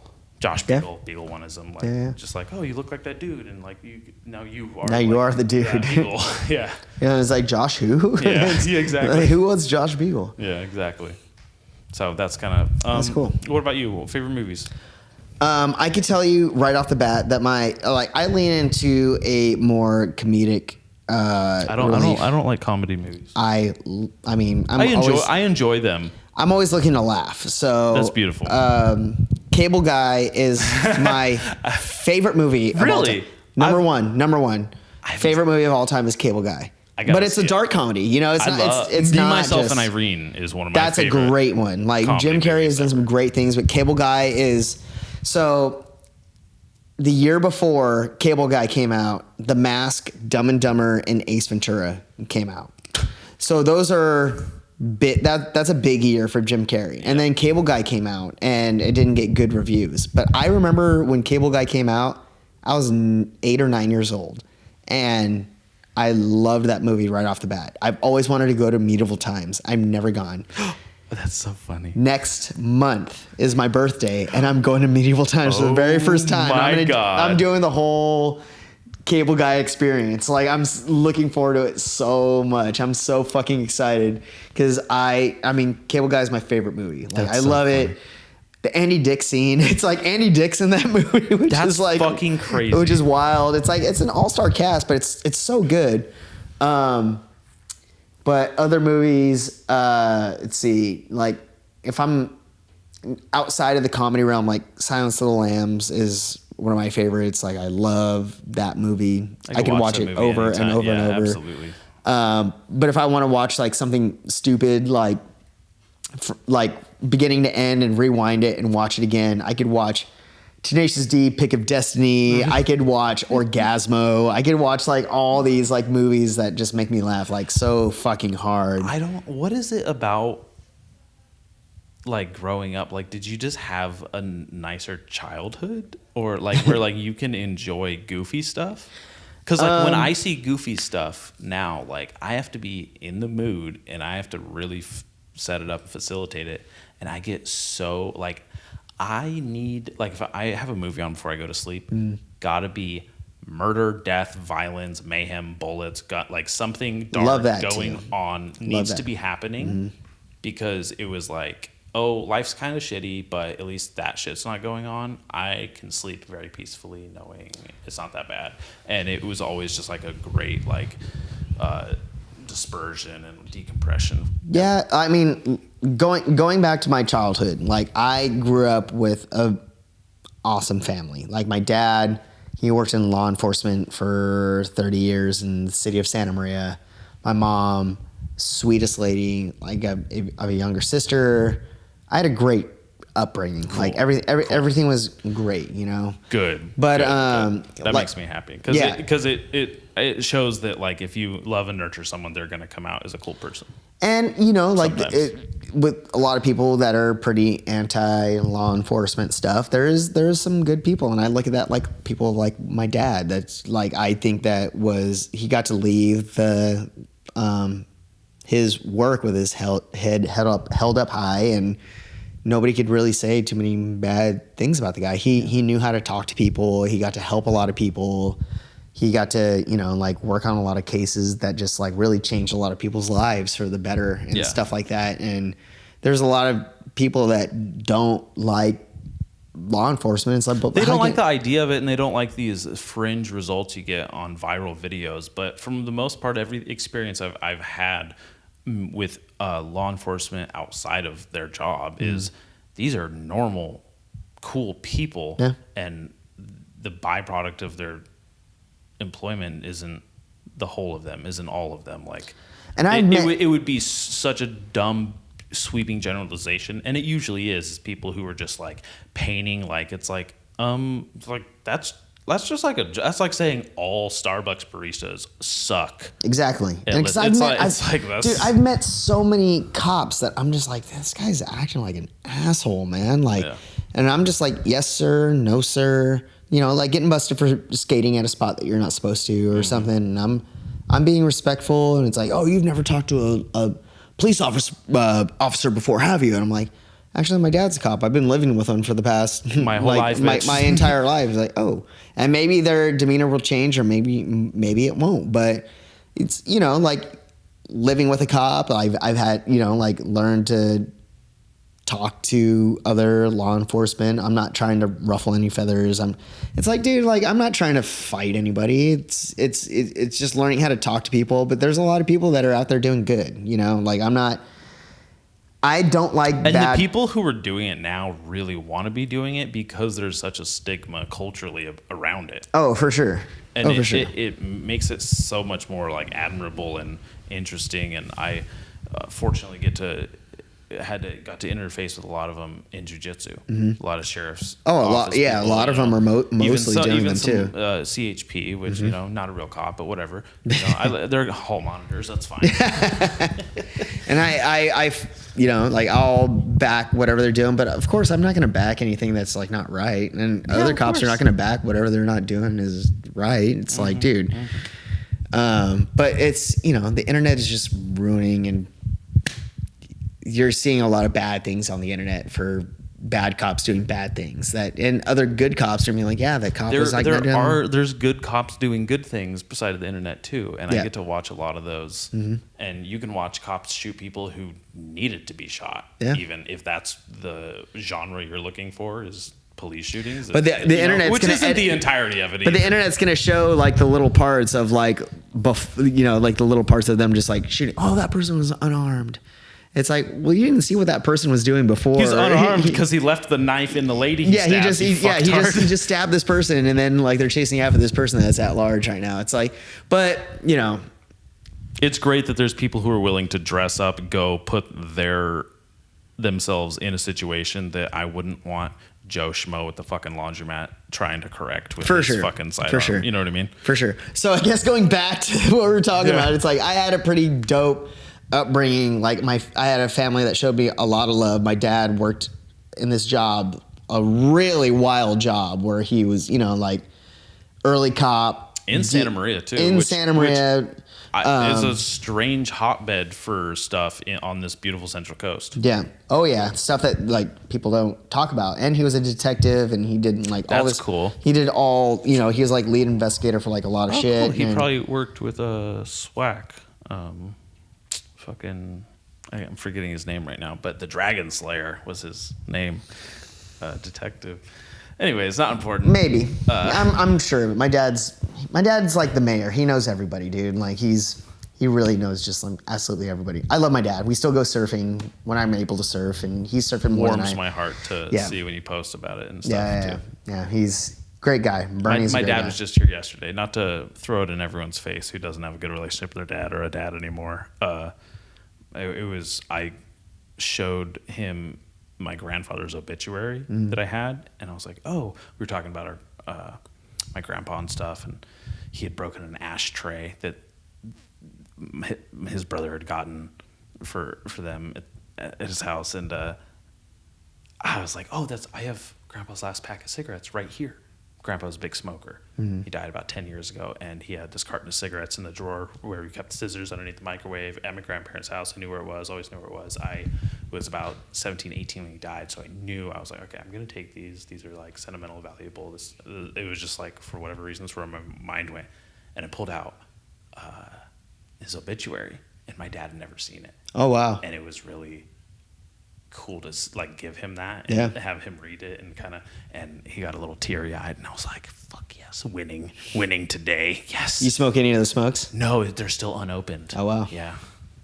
Are you going to? I don't know, maybe someday. If they stick around, I just might. But that's powerful stuff, man. Life's a trip. Yeah. If there's something that I don't know how long we've been doing this for, but I do want to kind of talk about some skateboarding for a little bit. Let's do it. Oh, please. I love talking about skateboarding because I'm dying to get back to it. Yeah. So last year, the city of Santa Maria kind of took away the free park. Like they just like took all the ramps away, right? So they took all the ramps away. And we're just like, what the heck is going on? Like they put signs up and they said like routine maintenance, like open in March of 2023. And that's like all the information they gave us. And we're just like, what the heck? Like they just took the entire skate park away. Like it's gone. Like they're composite ramps. Yeah. And it's like, okay, routine maintenance. And so why are you going to take an entire skate park away from like the community and from the kids or adults or whatever? And so this city meeting that was held at the Minami Center. they built like a whole new fence around the park. It's like, all right, you really want to keep people out? Like, this is insane, you know? Like, there's nothing even in here. You want to keep people out. There's no skate park in here, but there's all these homeless people that are just like parked in the parking lot. There's people in the park that are like shooting up drugs, living in the parking lot. And it's like, you're writing kids tickets for not wearing helmets, but there's all this stuff that's happening because it's easier to write kids tickets for not wearing helmets. Like, what the heck is going on?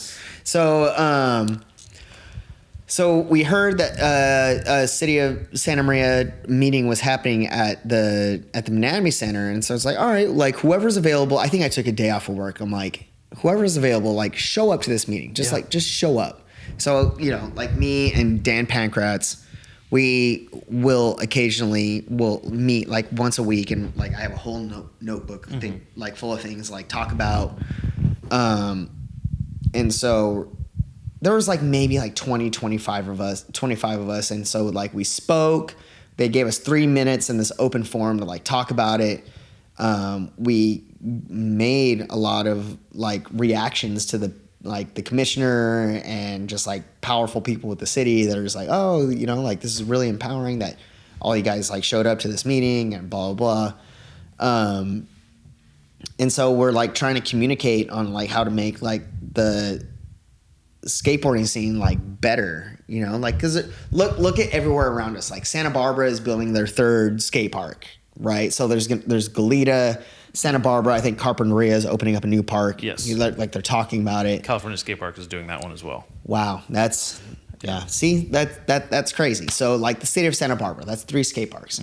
Lompoc is talking about like demoing their old park, and they're going to build a new park on top of it. Yeah. Nipomo, you see like what Nipomo is like building. It's just like, and then so we get these American ramp companies, like whatever the company is called. Like, yeah, that's cool for like the old ramps that used to be at the free park are dumped off at Atkinson Park at the Boys and Girls Club. Yeah. Like a graveyard of these broken ramps on this rough asphalt, and that's like what you consider like a skate park. You used to write tickets for people not wearing helmets in Orchid, but now you just leave them in this alleyway in downtown Santa Maria where you don't even care what the hell is going on over there. Yeah, those roads aren't fixed. The area isn't maintained the way it's bad. Different parts of the city are. It's so bad. And then you're leaving these hand-me-down ramps over there. It shows what you kind of care and think of. The ramps are more of a hazard than anything because they have holes in them. The ground is bad. The ramps are bad. Doesn't look good. It doesn't look good. And so they're like, oh, we took the skate park away because of routine maintenance. It's like, okay, so you took an entire skate park away so that these people that you bought the ramps from can like look at the ramps. So we had this like community meeting, and so me and Dan and other people in this group text or this email thread, we're like emailing like the city of Santa Maria. We're having these meetings. We're trying to like create awareness for future skateboarding in Santa Maria. It's like, yeah, they did get like, I guess you can call it an upgrade. I guess it's more of a reboot, if anything, of like what, because you saw the free park when you're at the Phat Jam. It's different. The kids are hyped, and as long as the kids are hyped, that's cool. This is very cool because not having it is way worse. Yeah, for an entire year almost, there was nothing for like where are the kids going to go? You're going to take them to Atkinson. They're already taking the bus to San Luis, where they have a whole new skate park. The skate park, it's like cool in sections, but it doesn't have any flow. It sucks. Like we all hate the slow part. Yeah, we do. It sucks. And but like nobody is fronting on like helmets or it's like if you're gonna be bringing law enforcement to a skate park, it's like if you want to get like keep the gangs or the fights or the drug use, it's like if you're gonna go and drink a beer or smoke some weed, take it to your car, take it around the corner, just get that shit like away from here. I get it, like I'm not against smoking weed. I'm not against drinking beer. It's just like keep it away from like impressionable kids, Absolutely. I guess. Yeah. And the city of Santa Maria is like, oh, helmets. It's like, oh, but what about this and what about that? A lifelong addiction to alcohol and a possible drug or a helmet for something. What? Yeah. Like, how many people actually fucking die from skateboarding? All it takes is one for them to just like worry about it. Yeah, but they have no problem with everyone being subjected to this other shit that they're not bothering to enforce, or don't have the same vitriol to enforce, the same. Right, and so they're gonna go. They pull into the skate park at Free Park. They see all these people, like all these homeless people, like people just like doing circles around their cars, just like itching their face. But then they see an 8-year-old not wearing a helmet inside of a skate park in this hamster cage where they want the skateboarders to be, and they're gonna write these kids tickets. But let's address like all the other riffraff that's happening outside of the skate park, which is insane. You know, you're really just like holding these like kids down. You're not able to let them grow. This used to happen at the Lompoc Park. It used to. And that's what I told them at the city meeting. It's like, look at what's happening around. Lompoc doesn't enforce any of this stuff. Like they'll probably take a lap to get rid of like, you know, like if there's fights or anything around that. Grover Beach, Santa Barbara, Ventura, like all these skate parks, like they are not doing anything. Like they're not trying to oppress like these kids that just like can't afford to have helmets, like to be at the one place that the city wants them to be. One of the dudes at the city meeting is like, I'm homeless, I don't have a helmet, they don't want me here, I can't be here. And he wants to skate, but he has nowhere else to go, you know? That's like, you're oppressing just the youth of your local community to not be in the one place where they're trying to find their safe haven. Yeah. Which doesn't make any sense. Which is what skateboarding is for so many people. And that's why it connects so many people from broken homes, from regular homes, from anything. It is such a great escape, such a outlet for creativity and community, and to be trivialized and have something like a financial burden of like a ticket, or have it changes who you're seen as when you're a kid, because you're getting reprimanded in this legal way, and it's not a pretty way to fucking treat kids. Right. And so now with the skate park open again, me and Dan Pankratz, so we were talking a lot more often, but my life got really busy. He recently has lost his dad. And so it's been hard for us to find a schedule, and I know that he's got bigger fish to fry, and he like family is really important. He really needs to be with family. Totally understandable. But if there's somebody that like is really good with communicating and how to like approach such tactics to be able to like talk to city officials, or just like to be like a really powerful voice in the community, Dan is that guy. And I love being able to talk with Dan about skateboarding. So if there is anything that I could talk about on here today, it's the infant stages of a nonprofit or not-for-profit thing that we are trying to work on to raise awareness for Central Coast skateboarding, Santa Maria proper, if anything. And talking with the Parks and Rec department, there is a site in Santa Maria where there is supposed to be a future plan for a cement skate park. And but what we need to do is get the money, and that's like what we saw when we went to the city meetings. It's like the pickleball community is like raising money. It's like all like the tennis and baseball communities, they're raising money to be able to like show up for their community. Totally get it. I love all those things. That's cool. But what we need to do as a community is raise money to be able to show up for our community, right? And so in these infant stages, we're like talking about, it's not really named yet. We're trying to think of something that's not sounding like so cringy, like advocates, or, you know, like sounding like super like liberal, just like glasses, real buzzword stuff. Yeah, like all that stuff. Like we're not trying to like aim for anything like that, but it's like talking about what is going to be able to raise money for Santa Maria skateboarding, talking about, maybe we talked with some people at Naughty Oak about like brewing beers, and for every pint of beer that is sold, like going towards like Santa Maria skateboarding. That'd be cool. Central City skateboarding. So yeah, something easy like that, like Santa Maria Skateboard Association, like something easy like that. We'll get to it when we have the time, like an official name, but like essentially what we're trying to work for. Well, they have the SMAYSO. You have the SM. Right, and so there are other things that we have talked about. It's like instead of creating our own like non-profit, not-for-profit, it's just like piggybacking on something just for not to have to fill out like tax paperwork and all these organization paperwork things to be able to raise awareness and raise money and show that the city that we're actually like working for and what we want and think we deserve for Santa Maria. Like there's so many by population and talent wise, like Santa Maria is just like the most insane like crockpot of skateboarders, just like the most talented skateboarders that came out of Santa Maria. You know, like people like Anthony and Gus and just and you. No, not me. Like Justin Martinez and Seamus and like all these people. Don't say my name. Keep my name out of your mouth, Dallas. I won't say your name, but I don't have a fucking.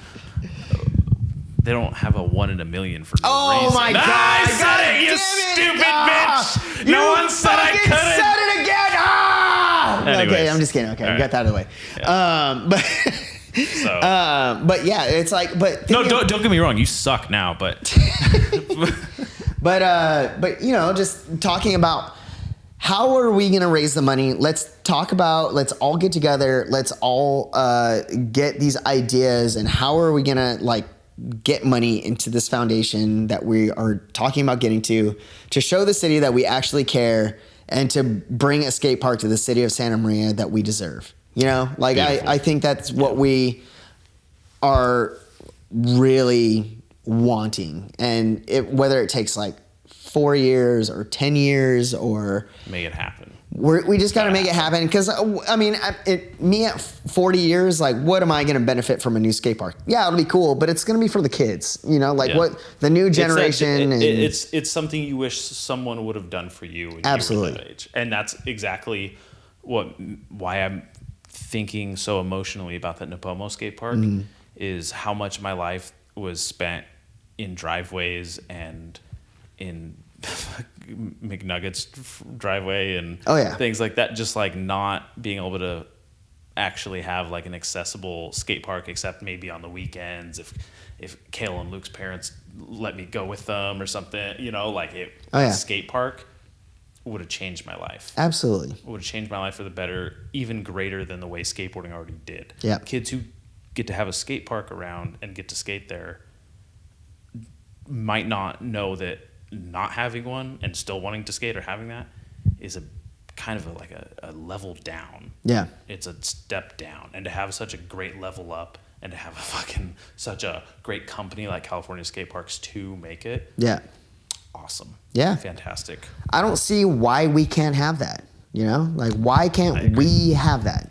Nipomo is about to it's have a census designated area and they're getting a fucking sweet skate park. Yeah.